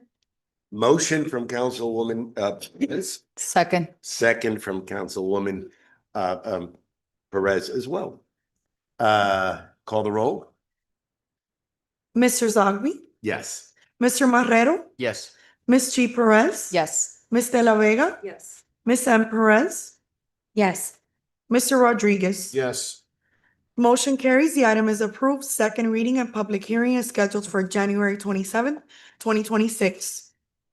Thank you. If I have no objection from the council, since this is the same property that's going for zoning in 19I, can we just skip right over to that one and read it into the record and take a vote on it? Is that okay with everybody? Okay, thank you. Madam Clerk, 19I is the zoning section, please. First reading of proposed ordinance, rezoning property from R1 One Family District to TOD, Transit Oriented Development District, granting a variance permit to allow a single-use multifamily residential building with 33 units, where a vertical mix of uses is required, to allow a front setback of 15.7 feet where 20 feet are required, to allow 7.5% pervious area where 10% is the minimum pervious area required, to allow partial waiver of minimum landscape requirements through landscape mitigation as per section 98-2235, and to allow the mitigation of one parking space as per section 98-1546, subsection B1, all in contrast to Hialeah Code of Ordinances, sections 98-1538, subsection B, 98-1544, subsection B3II, and section E of the Hialeah Landscape Manual, updated July 2025, entitled Tree and Lawn Requirements by Zoning Classification. Properties located at 1002 East 19th Street and 1012 East 19th Street, Hialeah, zoned R1, one family district and legally described herein. Repealing all ordinances or parts of ordinances in conflict herewith, providing penalties for violation hereof, providing for a severability clause, and providing for an effective date. Motion. Okay, thank you. Does anybody, we have a motion from Councilman Rodriguez for zoning item 19I. Second. If I may, through the chair? Yes, ma'am. Yeah. Okay, Caesar, I think this project is great for this location. I'm just a little apprehensive. I know that 10th Avenue. 10th Avenue, yes. 10th Avenue is very busy, and I know that there is some parallel parking out on the street. I believe on the road that goes perpendicular to 10th. I think in front of where this property might be, there's 19th some. 19th Yeah, Street. I believe there's some there. I didn't pull it up on the map yet, though.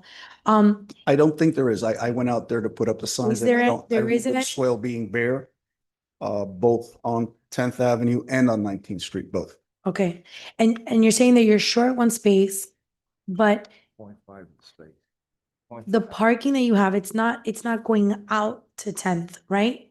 It goes through 19th, just because in the presentation, I don't see an image on the backup. Yes, exactly. Yeah, I'm sorry. Yes, go ahead. Manny Bruce Architect, it exits only on 10th Avenue and it in and out on 19th Street. So it's a minimal in and out of 10th Avenue. It goes through 10th, not through 19th?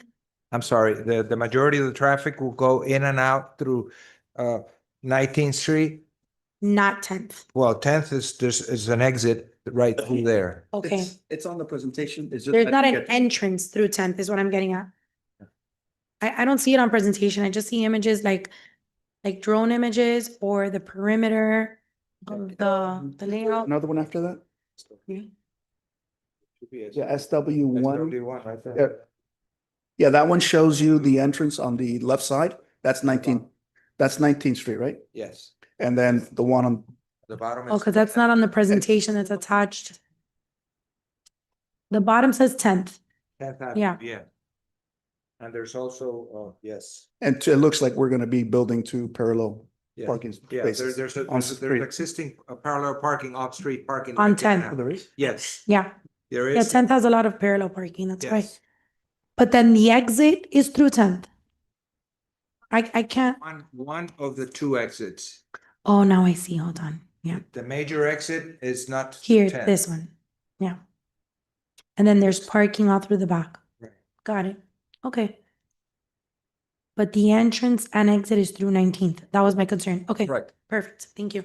All right. There was a motion, I believe, on the table, right? And a second? Yeah. we Okay. had a Oh, go ahead. second I from- apologize. Go ahead. Thank you. Thank you. So we had a second from Councilwoman Jaylene Perez. Call the roll, please. Mr. Marrero? Yes. Ms. G. Perez? Yes. Ms. De La Vega? Yes. Ms. M. Perez? Yes. Mr. Rodriguez? Yes. Mr. Zogby? Yes. Motion carries. The item is approved. Second reading and public hearing is scheduled for January 27th, 2026. Thank you. Zoning item A, please read it into the record. Second reading and public hearing of proposed ordinance granting a variance permit to allow 32 multifamily units, 84% with an area less than 700 square feet or 700 square feet is the minimum required. And only 25% of residential units may have a minimum area of 500 square feet. Allow a front setback of 5 feet where 10 feet built to line are required. Allow an interior east side setback of 3.25 feet where 15 feet are required. Allow a rear setback of 0 feet where 15 feet are required. Allow a street side setback of 5 feet where 10 feet built to line are required. Allow the proposed dumpster enclosure to be 0 feet from the right of way fronting East 47th Street where 10 feet are required. Allow a 5-foot landscape buffer on East 4th Avenue and a 5.16-foot landscape buffer on East 47th Street where a minimum 7-foot landscape buffer is required. Allow 8.6% pervious area where 30% is the minimum required. And allow partial waiver of minimum landscape requirements through landscape mitigation as per section 98-2235 for the construction of a mixed-use 4-story development consisting of 38 residential units, including 6 residential units to be offered at an affordable rate of 60% of the area median income, all in contrast to Hialeah Code of Ordinances, sections 98-1630.2, 98-19630.3, subsection E1, 98-1630.3, subsection E2, and 78-108, subsection C1, and sections D and E of the Hialeah Landscape Manual updated July of 2025. Properties located at 410 East 47th Street and 4655 East 4th Avenue, Hialeah, within Area 2 of the Neighborhood Business District Overlay, Hialeah zoned R33 Multiple Family District and legally described in Exhibit A, repealing all ordinances or parts of ordinances in conflict herewith, providing penalties for violation hereof, providing for a severability clause, and providing for an effective date. Thank you. This item is on second reading, open for public discussion and certainly discussion from the council. Pleasure of the council. Otherwise? No one is ready. Motion from Councilman Rodriguez, Second. second from Councilwoman G. Perez. Ms. G. Perez, Yes. Ms. De La Vega, Yes. Ms. M. Perez, Yes. Mr. Rodriguez, Yes. Mr. Zogby, Yes. Mr. Marrero. Yes. Motion carries. The item is approved. Thank you. Thank you. Item B, Madam Clerk. Second reading and public hearing of proposed ordinance rezoning property from R1, one family district to R2, 1 and 2 family residential district, granting a variance permit to allow a lot width of 40 feet or 75 feet are required, allow a lot area of 4,000 square feet or 7,500 square feet are required, allow a front setback of 21 feet or 25 feet are required, allow interior north and south side setbacks of 5.5 feet or 7.5 feet are required, allow a rear setback of 20.5 feet or 25 feet are required, and allow a lot coverage of 31.9%, where 30% is the maximum lot coverage allowed. All in contrast to Hialeah Code of Ordinances, section 98-348, subsection 8, 98-545, 98-546, 98-547, subsection 8, and 98-2056, subsection B2. Property located at 4442 East 9th Court, Hialeah zoned R1, one family district and legally described herein, repealing all ordinances or parts of ordinances in conflict herewith, providing penalties for violation hereof, providing for a severability clause, and providing for an effective date. This item is on second reading, open for public discussion or our discussion. Manny, what this is, they want to turn this into a duplex, right? Yes, sir. Yeah. It's a nice area that we're developing, a gorgeous two-story duplex, which will enhance the area tremendously. Use nice, gorgeous, and enhancement. Yes, sir. Love that. Yes, Thank sir. you. Any questions from the council? No, sir, I'm good. But I'm a motion. Oh, motion from Councilman Rodriguez. Second. Second from Councilwoman Jeline Perez. If I may, Madam? through Yeah. the chair, Yeah. Yes. Claudia, I can't find the radius map for this one.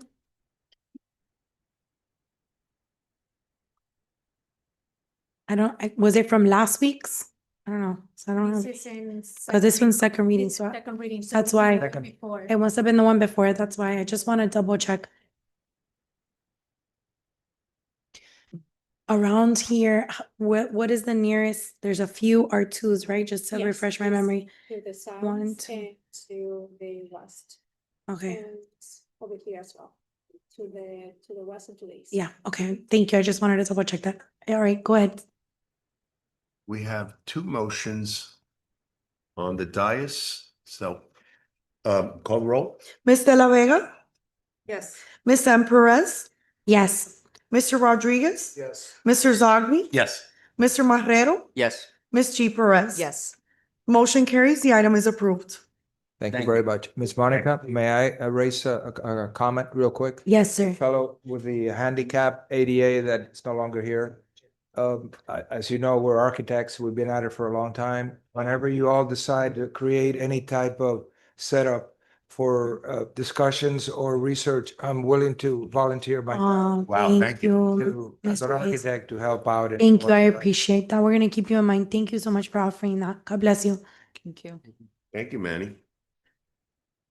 Item C, Madam Clerk. Second reading and public hearing of proposed ordinance amending City of Hialeah ordinance number 2024-072 to allow a street side setback of 0 feet where 10 feet built to line are required, allow 10.17% pervious area where 30% is the minimum required, and to allow partial waiver of minimum landscape requirements through landscape mitigation as per section 98-2235 for the construction of a mixed-use 8-story development consisting of 21 residential units and approximately 1,781 square feet of commercial space, all in contrast to Hialeah Code of Ordinances, section 98-1630.3, subsection E1, and section E of the Hialeah Landscape Manual updated July of 2025, entitled Tree and Lawn Requirements by Zoning Classification, properties located at 805 Palm Avenue and 11 East 8th Street, Hialeah, Zone CR, Commercial Residential District, within the Neighborhood Business District overlay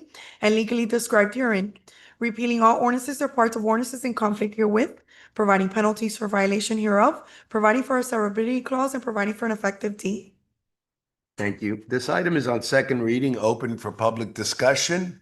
Otherwise, any comments or discussion from the dais? Caesar, sorry. Go to ahead, the ma'am. chair. Yes. Caesar, these are the same owners as the other building, correct, that we approved? Yes, yes, it is. So this is just a different location, kind of same project? This is a project that was already approved back in 2020. This is the one where I told you that they started to do the process of trying to build, and this is exactly the same building. That's why it's a change of ordinance, because what we found out is that the power lines couldn't be buried, so they want to move the building 10 feet to be able to provide for the power lines. But everything is exactly the same as was approved before. We're just moving the footprint towards the street 10 feet. That's all. Power lines will be behind it? Correct. They're behind. They're behind, and we tried everything trying to negotiate with FPL, et cetera, and nothing worked. They've been at this for a couple of years already. Okay. But it is the same owners. They have several properties throughout the city that they're developing, redeveloping. Thank you. Pleasure of the council.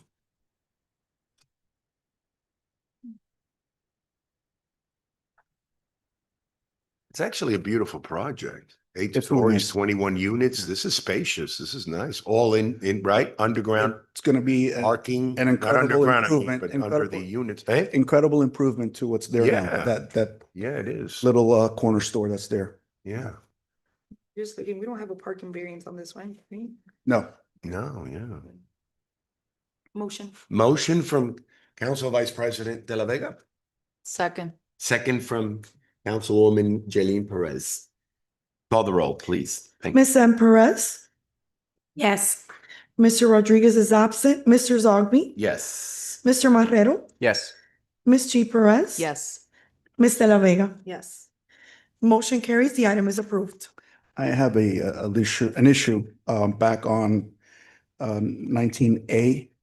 A. I noticed, you already approved that, you already voted on this one, the one on 47th Street, catty corner to Hialeah High. I just noticed that the owner's name is misspelled. I just don't make sure that that's not an issue in the future. We'll change his name to Fredo. It sounds better. Is It that sounds okay? better. Where is he? He left. It's Freiria. I just Yeah. want to make sure. Freiria. Circle Okay. corrected at the scripture, Sarah. Yeah. Very good. Okay. All right, we're up to item D. Thank you. Second reading and public hearing of proposed ordinance granting a variance permit to allow a lot coverage of 37.8%, where 30% is the maximum lot coverage allowed, and to allow an interior west side setback of 9.45 feet, where 10 feet are required for an existing addition to be legalized, all in contrast to Hialeah Code of Ordinances, section 98-2056, subsection B2, and 98-590. Property located at 40 West 15th Street, Hialeah, zoned R3, multiple family district, and legally described herein. Repealing all ordinances or parts of ordinances in conflict herewith, providing penalties for violation hereof, providing for a severability clause, and providing for an effective date. This item is on second reading, open for public discussion. I believe we have the lobbyists here. Carlos Enrique? Carlos Enriquez, 7480. Go ahead, you can stay. Fairway Drive, Suite Yeah. 205, Miami Lakes, Florida. Thank you. Sir, Thank you, to the sir. record, he's not a lobbyist. I believe he has a power of attorney I do. that has been issued by the property owner. Okay, Correct, who is my mother. okay. So we're good with that, Madam Attorney? Yeah, absolutely. Eh? Yeah. Does anyone have any questions for Mr. Enrique? This is on second reading already. That's item D. 40 West 15th Street.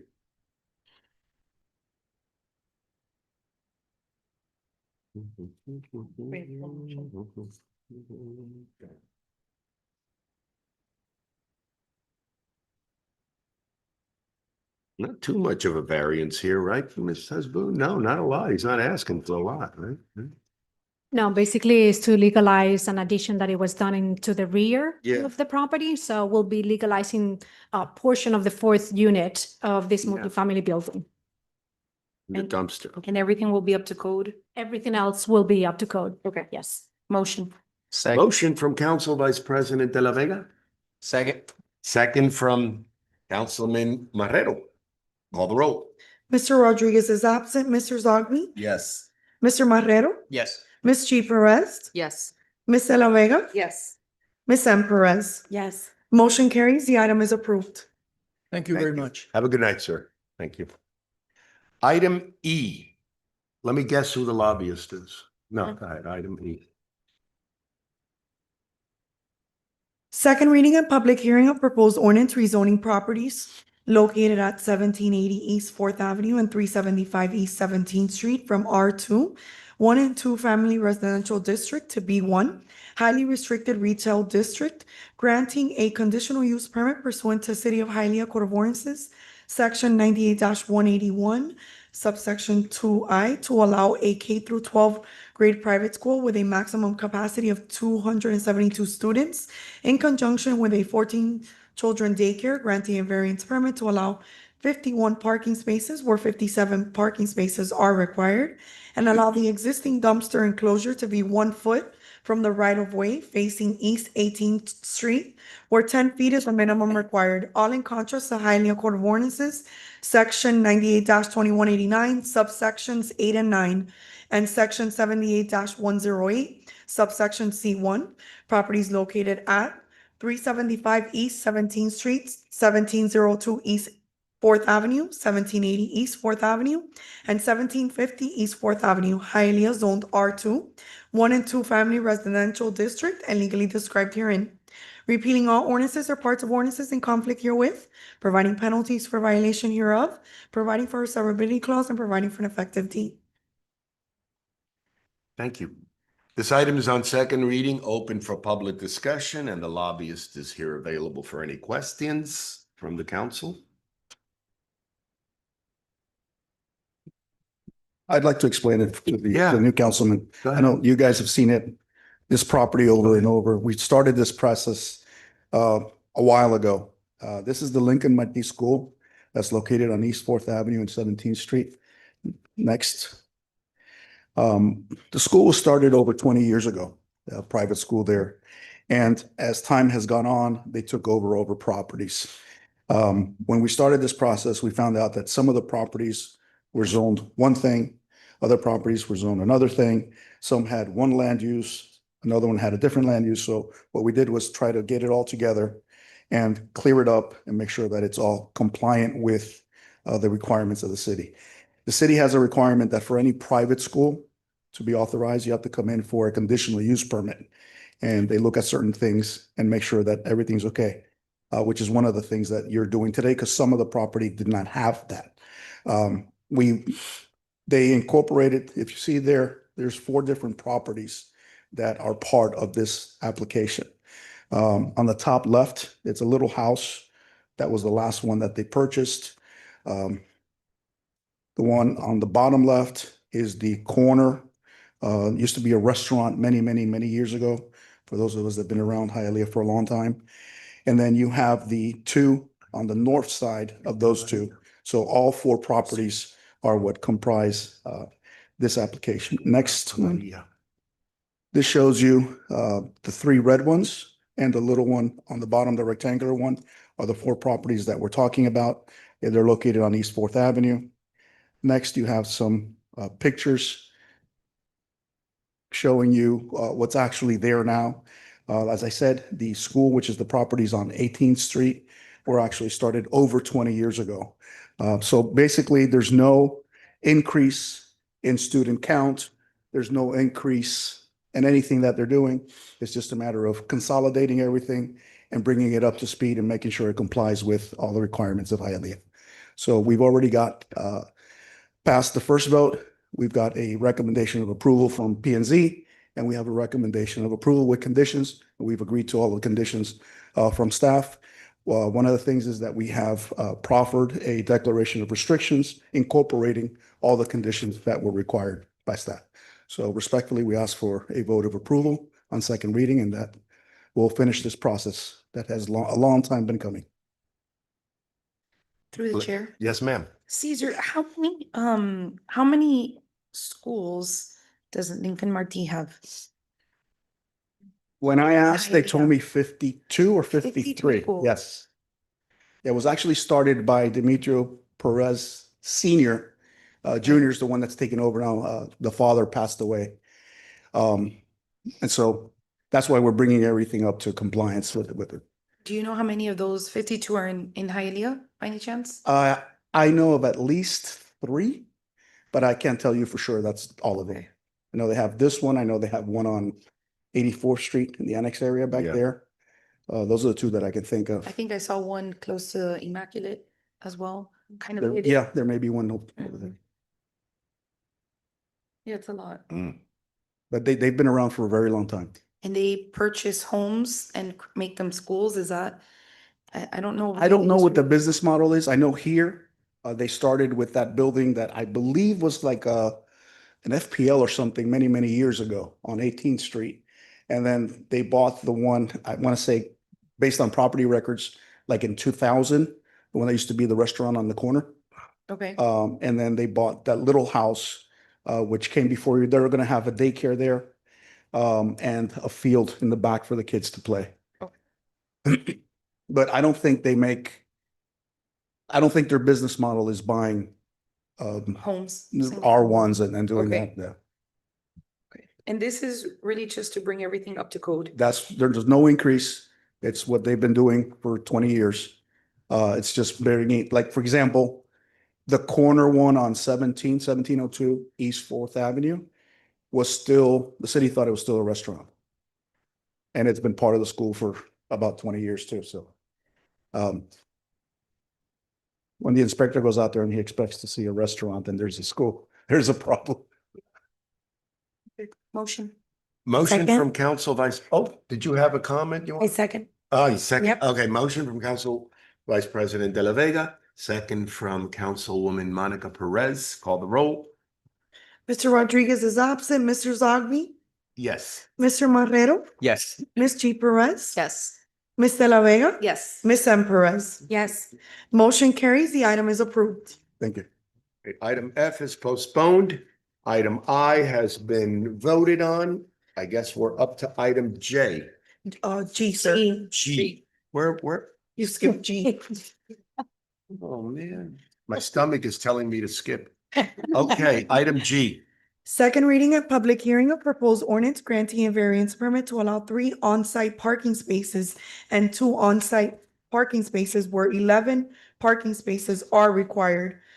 Allow 7.7% pervious area where 10% is the minimum pervious area required, and to allow the mitigation of 1 tree as provided by section 98-2235, all in contrast to Hialeah Code of Ordinances, section 98-2189, subsection 7, and section E of the Hialeah Landscape Manual, updated July of 2025, entitled Tree and Lawn Requirements by Zoning Classification. Property located at 223 West 27th Street, Hialeah, zoned M1 Industrial District and legally described herein. repealing all ordinances or parts of ordinances in conflict herewith, providing penalties for violation hereof, providing for a severability clause, and providing for an effective date. I see what I did. I skipped the whole. Good page. evening. Anyhow, are you Orlando Caballosa? I'm his son. I'm the owner of the business. Okay. This item, okay, hold on a second. This item is on second reading, open for public discussion. Certainly any discussion from up here. If anybody has any questions, is your name Orlando as well? Michael. Michael Caballosa? Michael Caballosa. Okay. Anybody have any questions for Michael? I remember this, the dance studio, correct? Yeah, correct. Thank you. That's right. Was Yeah. that studio? I'll put a motion in. Yeah, Motion. very good. Motion. Second. And motion from Council Vice President De La Vega, second from Councilwoman Monica Perez. Call the roll. Mr. Zogby, Yes. Mr. Marrero, Yes. Ms. G. Perez. Yes. Ms. De La Vega, Yes. Ms. M. Perez, Yes. and Mr. Rodriguez is absent. Motion carries. The item is approved. Is this the final approval? Yes, sir. My birthday is on Friday, and this Yes, is sir. the best Happy gift birthday. I've ever gotten. Thank you. Happy birthday. Happy birthday. Yes, sir. All right, thank you. Thank you, sir. Congratulations. All right. Item H, please. Second reading and public hearing of proposed ordinance granting a conditional use permit pursuant to City of Hialeah Code of Ordinances, Section 98-181, to allow a two-story, 2,212 square foot addition to an existing assisted living facility and to increase the facility's capacity from 40 beds to 72 beds, grant a variance permit to allow the expansion of a legal non-conforming use existing at the site since 1990, allow a front setback of 20 feet where 25 feet are required, allow lot coverage of 39.2% where 30% is the maximum allowed, allow 24.96% pervious area where 30% is the minimum required, allow 10 parking spaces where 24 parking spaces are required, and to allow all parking spaces fronting West 30th Street to back out into the right-of-way, where backout parking is only allowed in low-density residential properties. All in contrast to Hialeah Code of Ordinances, Section 1-12, subsection B2, 98-589, 98-2056, subsection B2, 98-2189, subsection 21, and 9-3, subsection A3, and the Hialeah Landscape Manual updated July 2025, section E, entitled Tree and Lawn Requirements by Zoning Classification.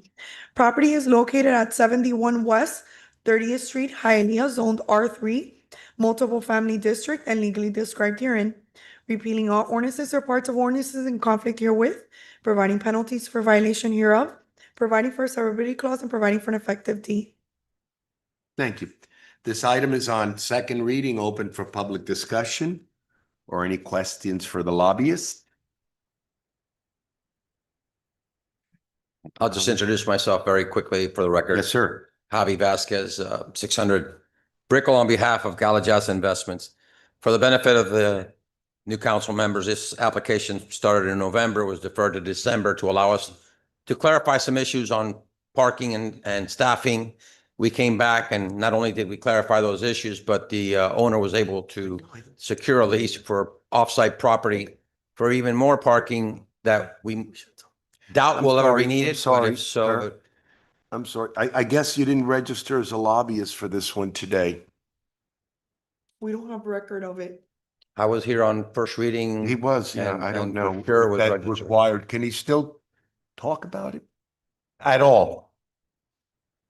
Yeah. I did. I thought it was just a typo that your name, go ahead, Alex. What were you gonna say? So it's yearly. So he's registered for this item. So last year he registered, Okay. but he didn't do the yearly registration. So even though if he would have done, he can do the yearly registration and wouldn't have to pay the additional $100 because he's already paid the $100 for this specific item. Okay. But he hasn't registered in January, which is a yearly requirement. Thank you. What Alex is saying is that he's grandfathered in. Yeah, go on, and I'm sorry.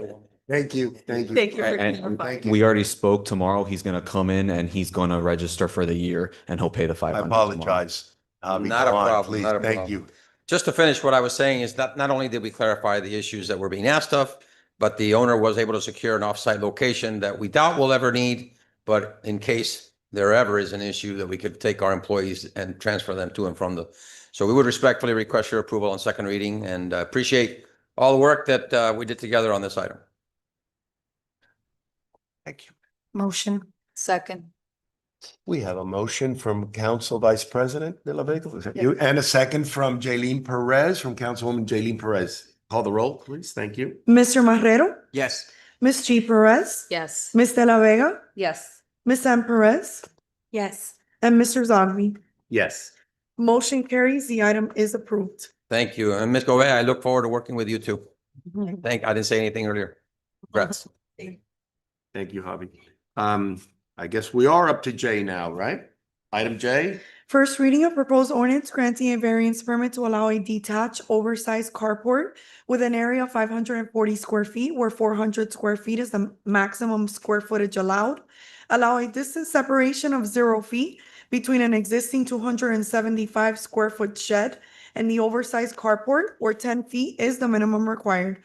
Allow a distance separation of 4 feet between a covered terrace and the oversized carport where 10 feet is a minimum required, and allow the existing accessory structures to exceed 35% of the size of the main building, all in contrast to Hialeah Code of Ordinances, Section 98-1669, subsection 8, 98-502, and 98-1666. Property located at 600 Northeast First Place, Hialeah, zoned R1, one family district, and legally described herein. Repealing all ordinances or parts of ordinances in conflict herewith, providing penalties for violation hereof, providing for a severability clause, and providing for an effective date. Thank you. This item is on first reading, limited to discussion from the dais. You are, My name is Ana Alzate. I'm a general contractor. you're the general contractor, you said? for Is she here. registered to speak on behalf of the item? I mean, is she authorized, madam? Well, she would be, you're not employed I'm by not a the, lobbyist. I am employed by the owner. Right, of the owner. Hi, I'm Janir Hernandez. I'm the owner of the property. Does anyone have any what's your address, sir, for the record? 600 Northeast First. Okay, and you're near Hernandez? Yes. Okay. Anyone have any questions for Yanir?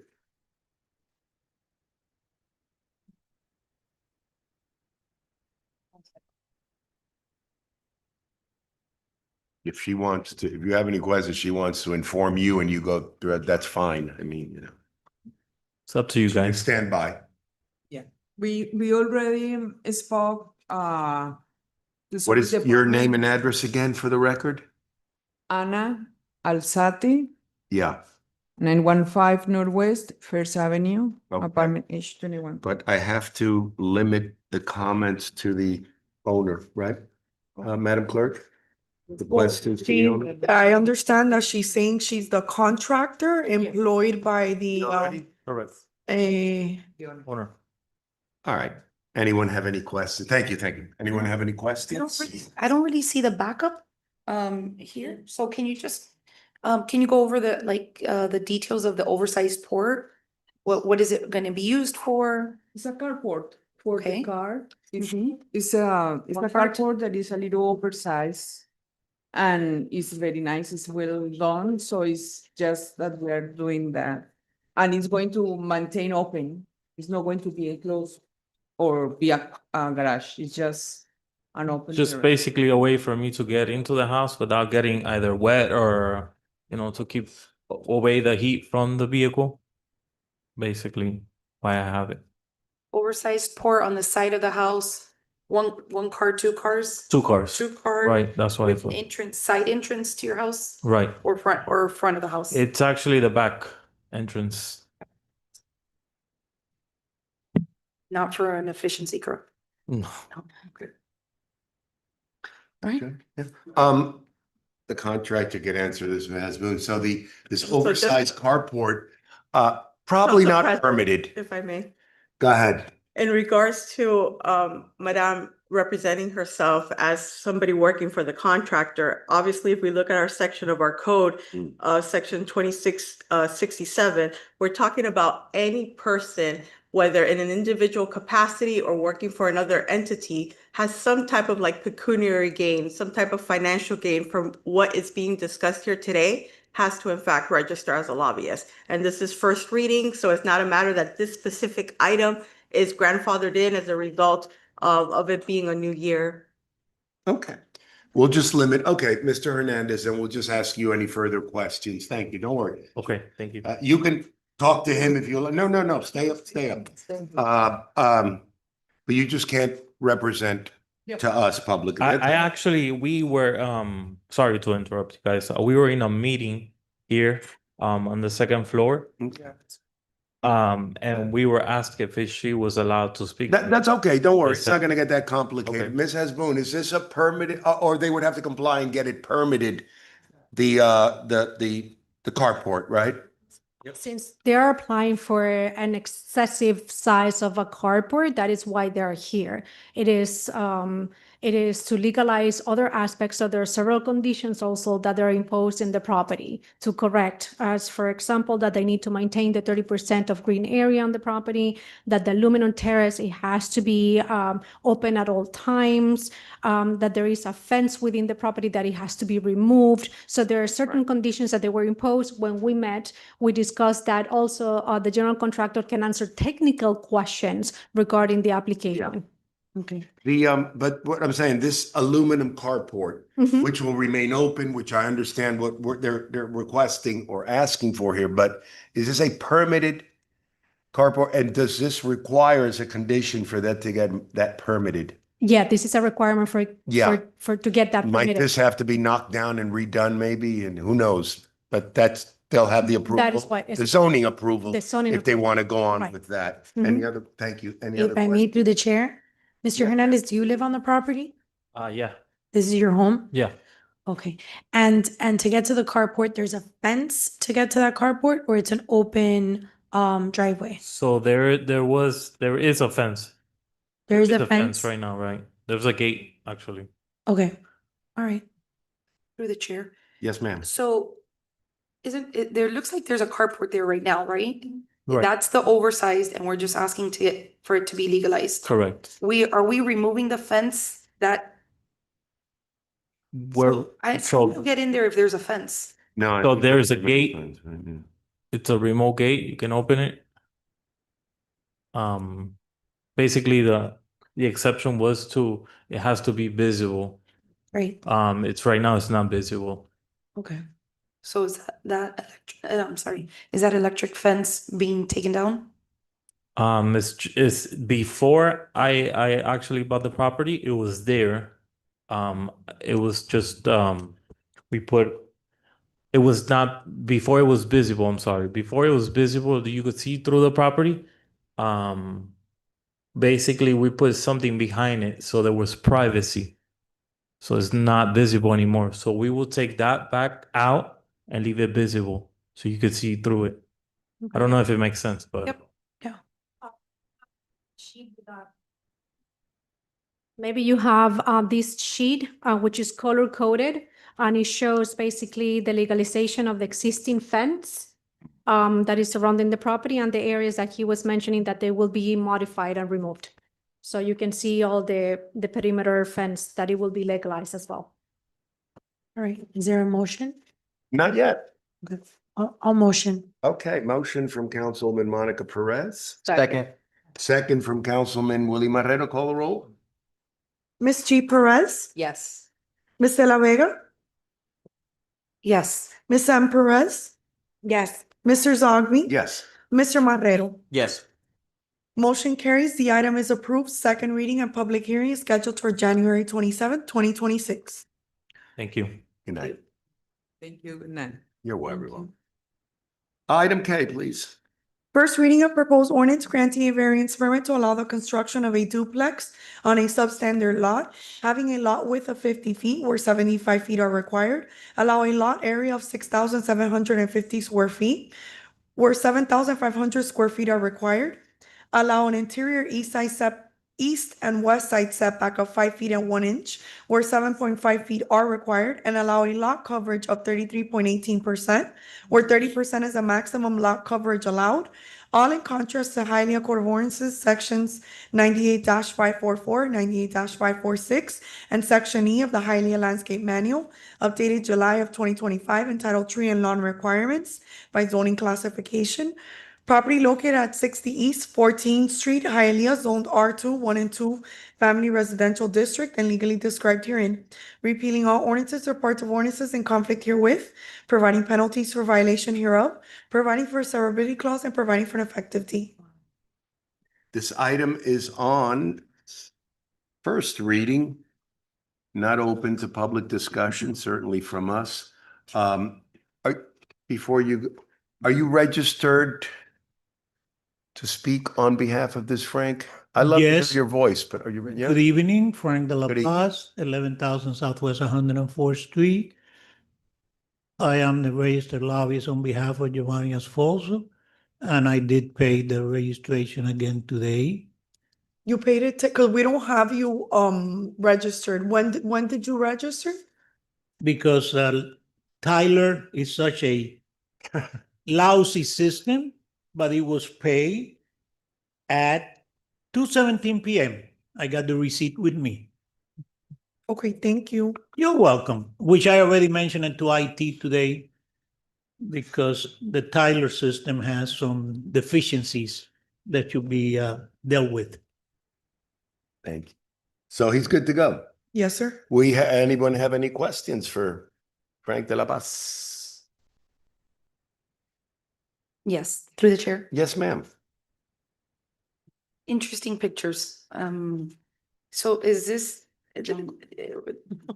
house is currently not occupied, correct? Currently, it is an empty lot. Before it was purchased by my client, it had an unsafe structure. It was demolished. All the violations were cured, and the only thing that is left there is a nice tree. The tree. The tree. Now, basically, the only reason that we're here because of that ordinance that was passed many years ago, that you need 75-foot frontage. This was originally platted as a 50-foot lot. The whole neighborhood is 50 feet. So it's a technical variance in order to build that we have to have that.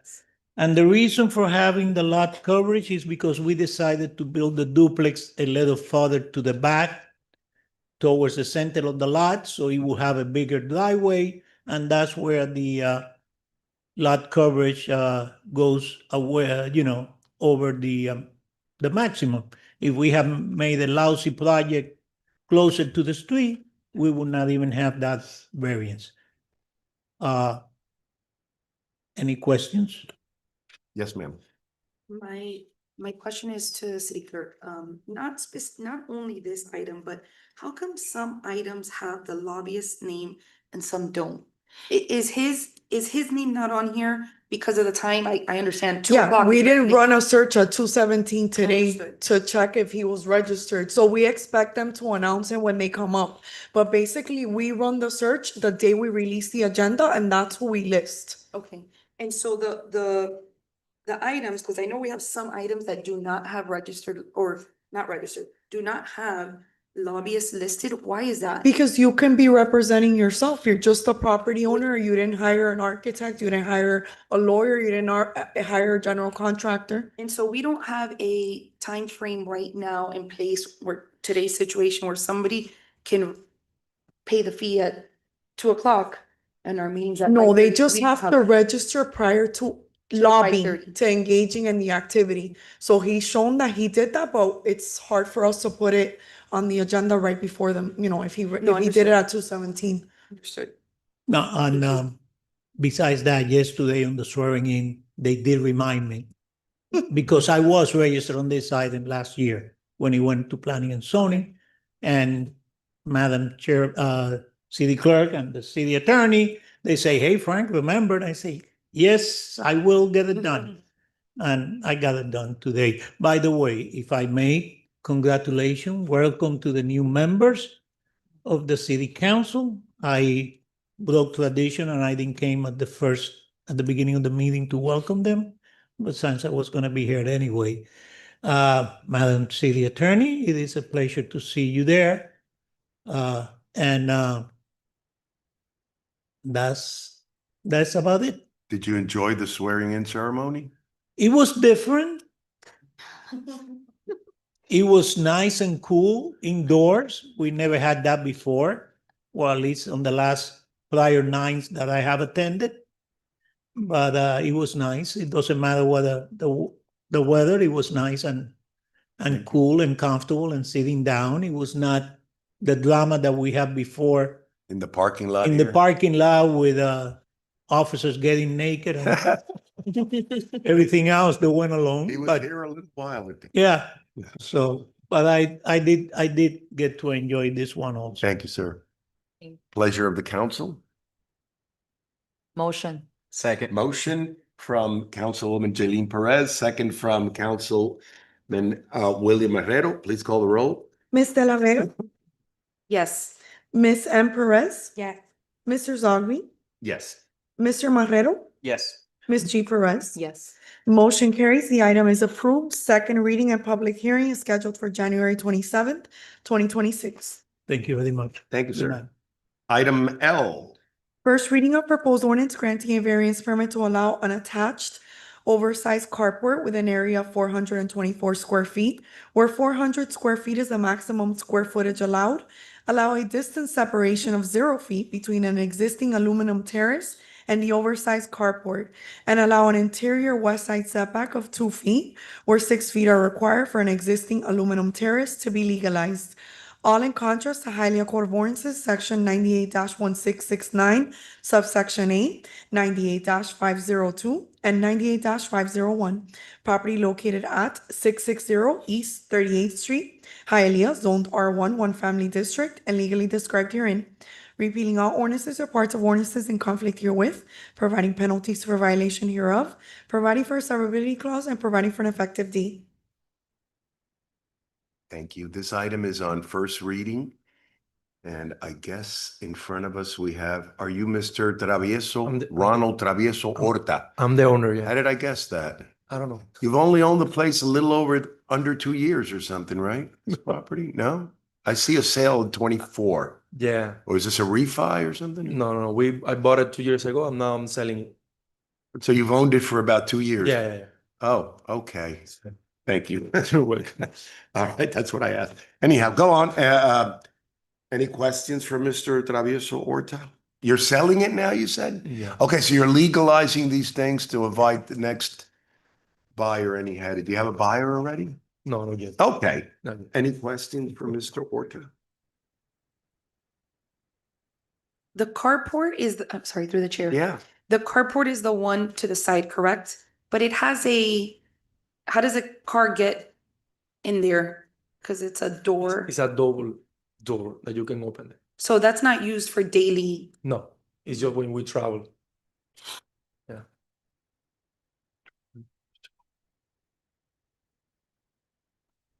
One second, I'm just looking at the pictures here. That is, and it is not used for cars, correct? Because it looks like there's a TV, couches. Can be used for cars, but right now I'm used as a terrace. It's a terrace, okay. But it can be used as a carpet.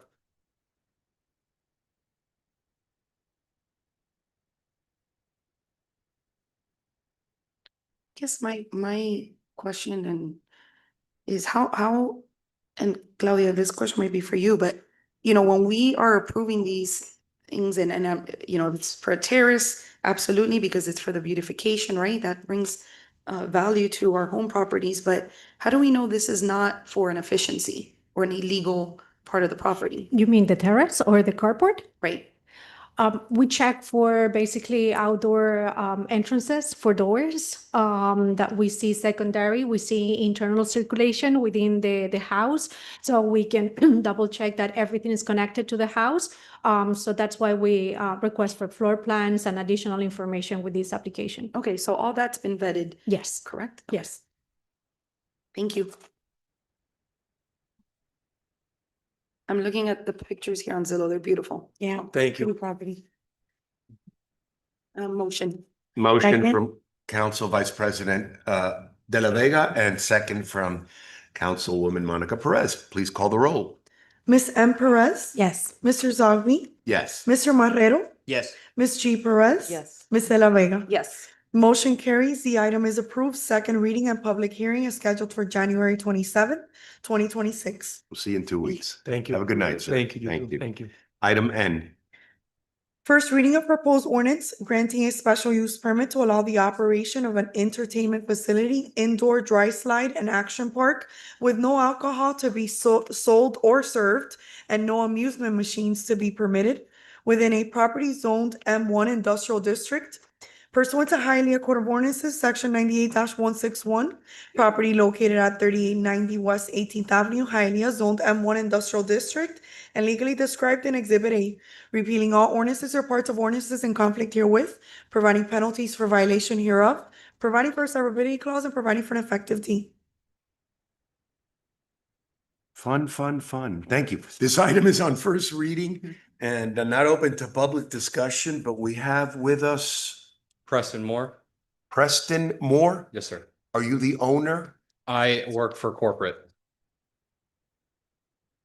He doesn't have to register because he's an employee of the.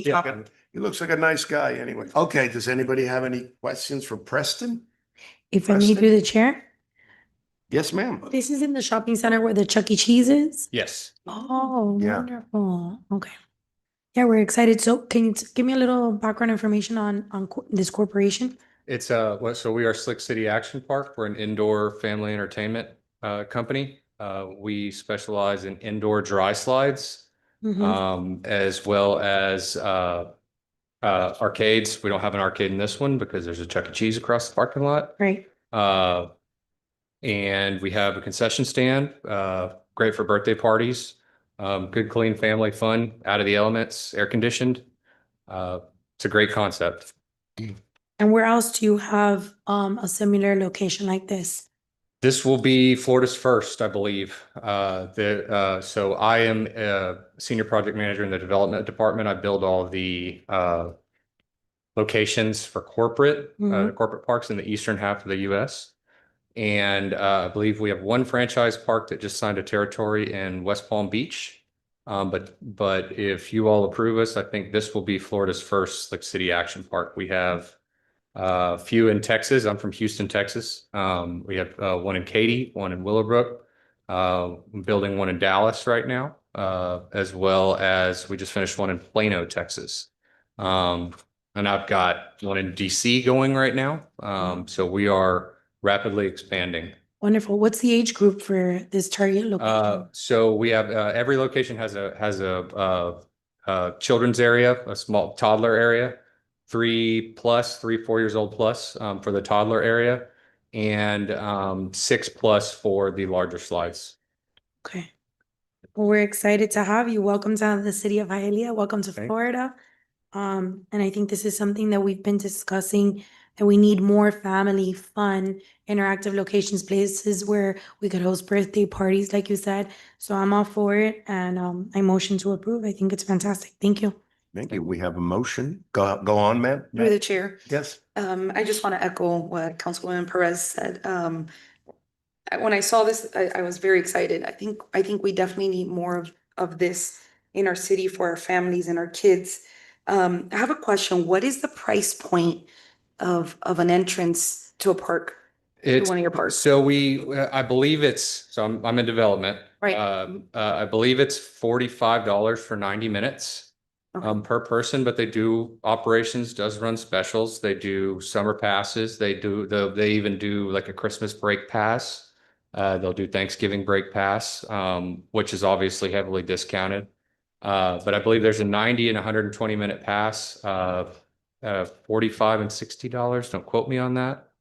But there's ways to save money if you buy. I know you can also buy multiple weekends in a row if you want to go on the weekends. They run a lot of different specials. Okay. Just wanted to know that. And I do have a video if y'all want to see it. I was gonna say it for the Yeah. next meeting, if you can bring one, but if I've got it here. I think we would have had to have it registered first, right, to play it? Yeah. So Okay. for next meeting, if you can send it in for next Okay. meeting so we can watch it, I think that Okay. would be good for us to Gotcha. see. She'll give you our email address and then Okay. you can go ahead and send it to Yep. us. Planning and zoning just told me to bring it in on a USB, so I'll do it that way next time.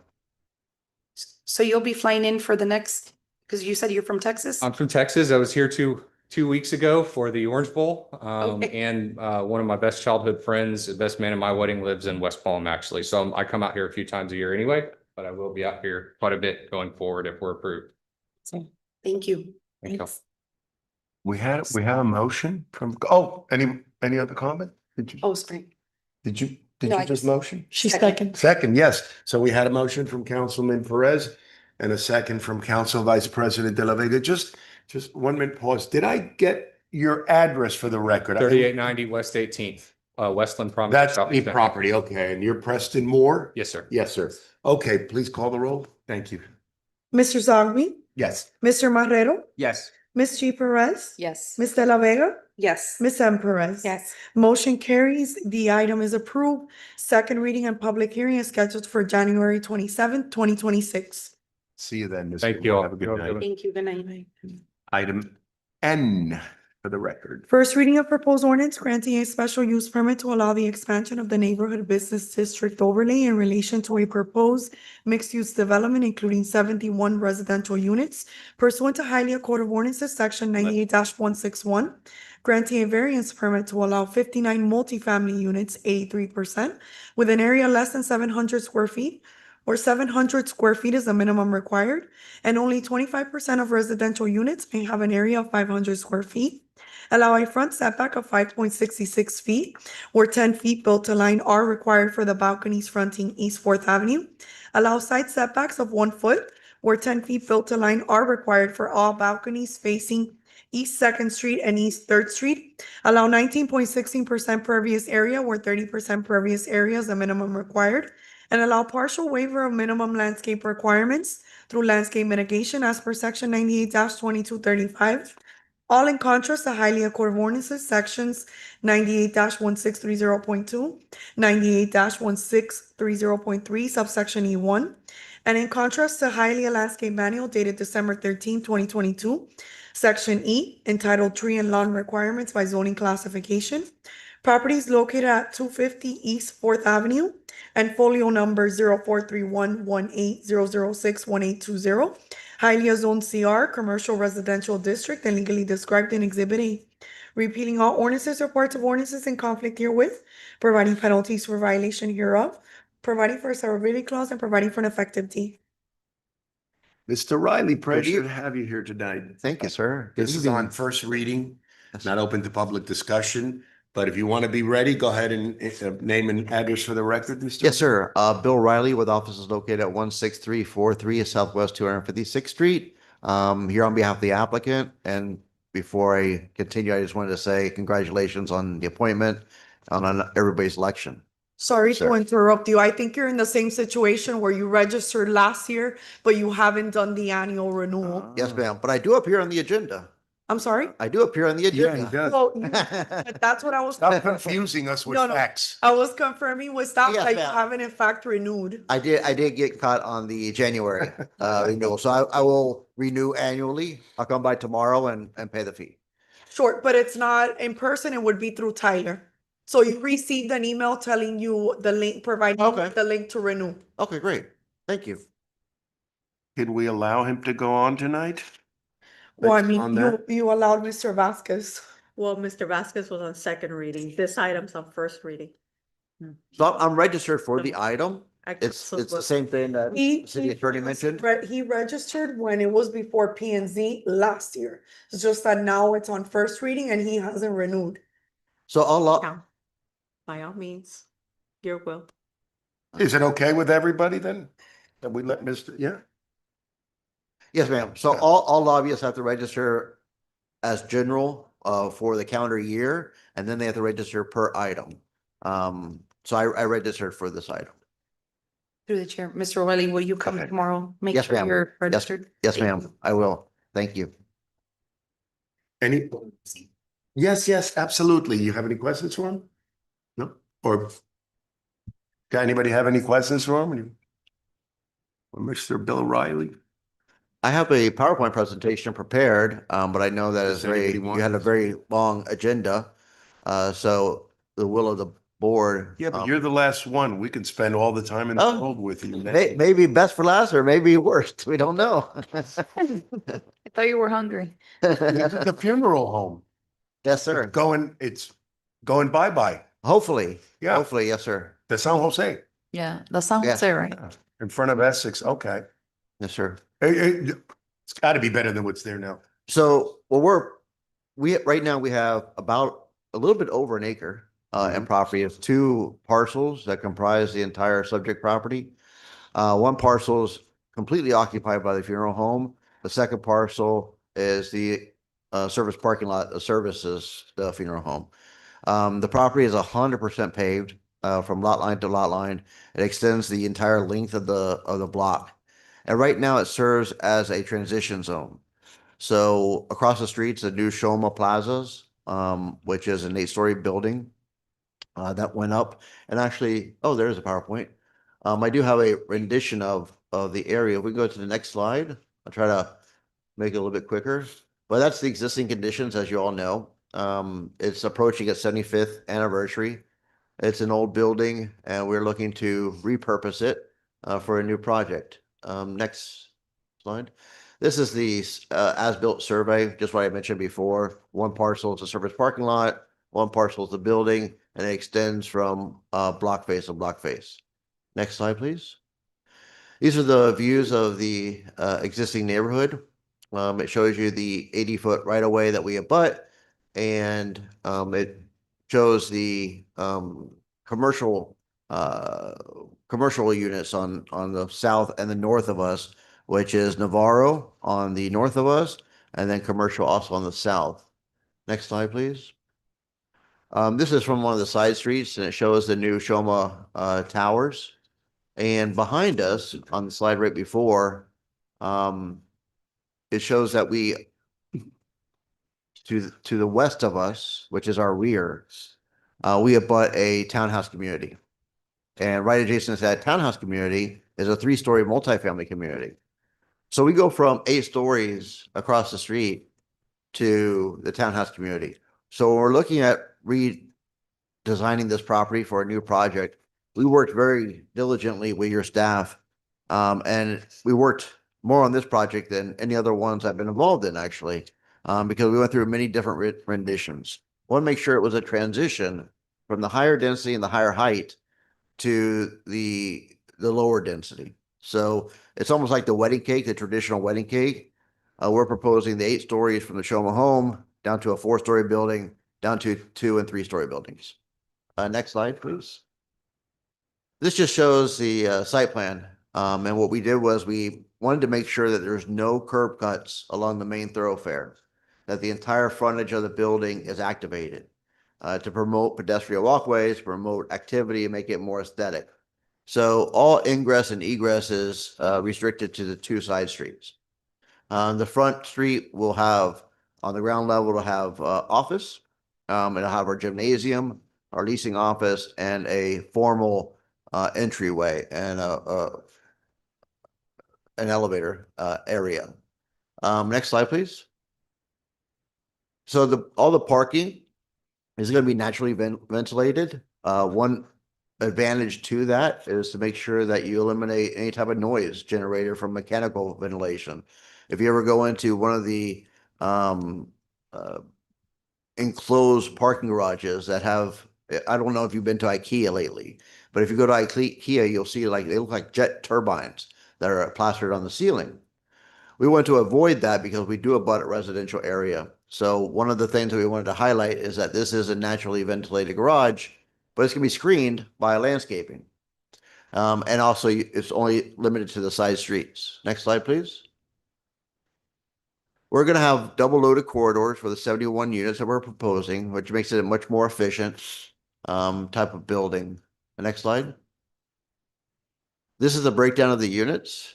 We have 18 studio units, 41 1-bedroom, 6 1-bedroom/den, and 6 2-bedrooms. Next slide, please. This shows you the square footage of each of our units, and they start off at 576 square feet, and they go up to almost 1,000 square feet. Next slide, please. Shows you our roof plan just to expand upon our attempts to make sure that the building is efficient, aesthetic, but also a good neighbor to the community, making sure that we can eliminate noise wherever possible. So what we did was we made sure that all of our mechanical equipment is limited to the rooftop. Next slide, please. This shows you what we were able to do by making sure that we have a naturally ventilated garage and that all the mechanical equipment is isolated to the rooftop. Right now, we have a completely paved piece of property. If this project is approved and built, we'll have 1,300 square feet of lawn area. In addition to that, another 5,100 square feet of landscaped area, 30 new lot trees, 8 palm trees, 19 street trees, and over 300 shrubs. Next slide, please. This is something I talked about a little bit before about the aesthetics qualities of the building when you're looking at the main thoroughfare. So in addition to the active street front, it has different elevation features, different architectural treatments that make it look and appear from street view as a building that is more than just one building. It has projections. Next slide, please. This is the side elevations that show that natural ventilation and how we accommodated that within the building. Next slide. And then this is just our requests. So we don't have any variances for parking on this application. We're not having a request for rezoning.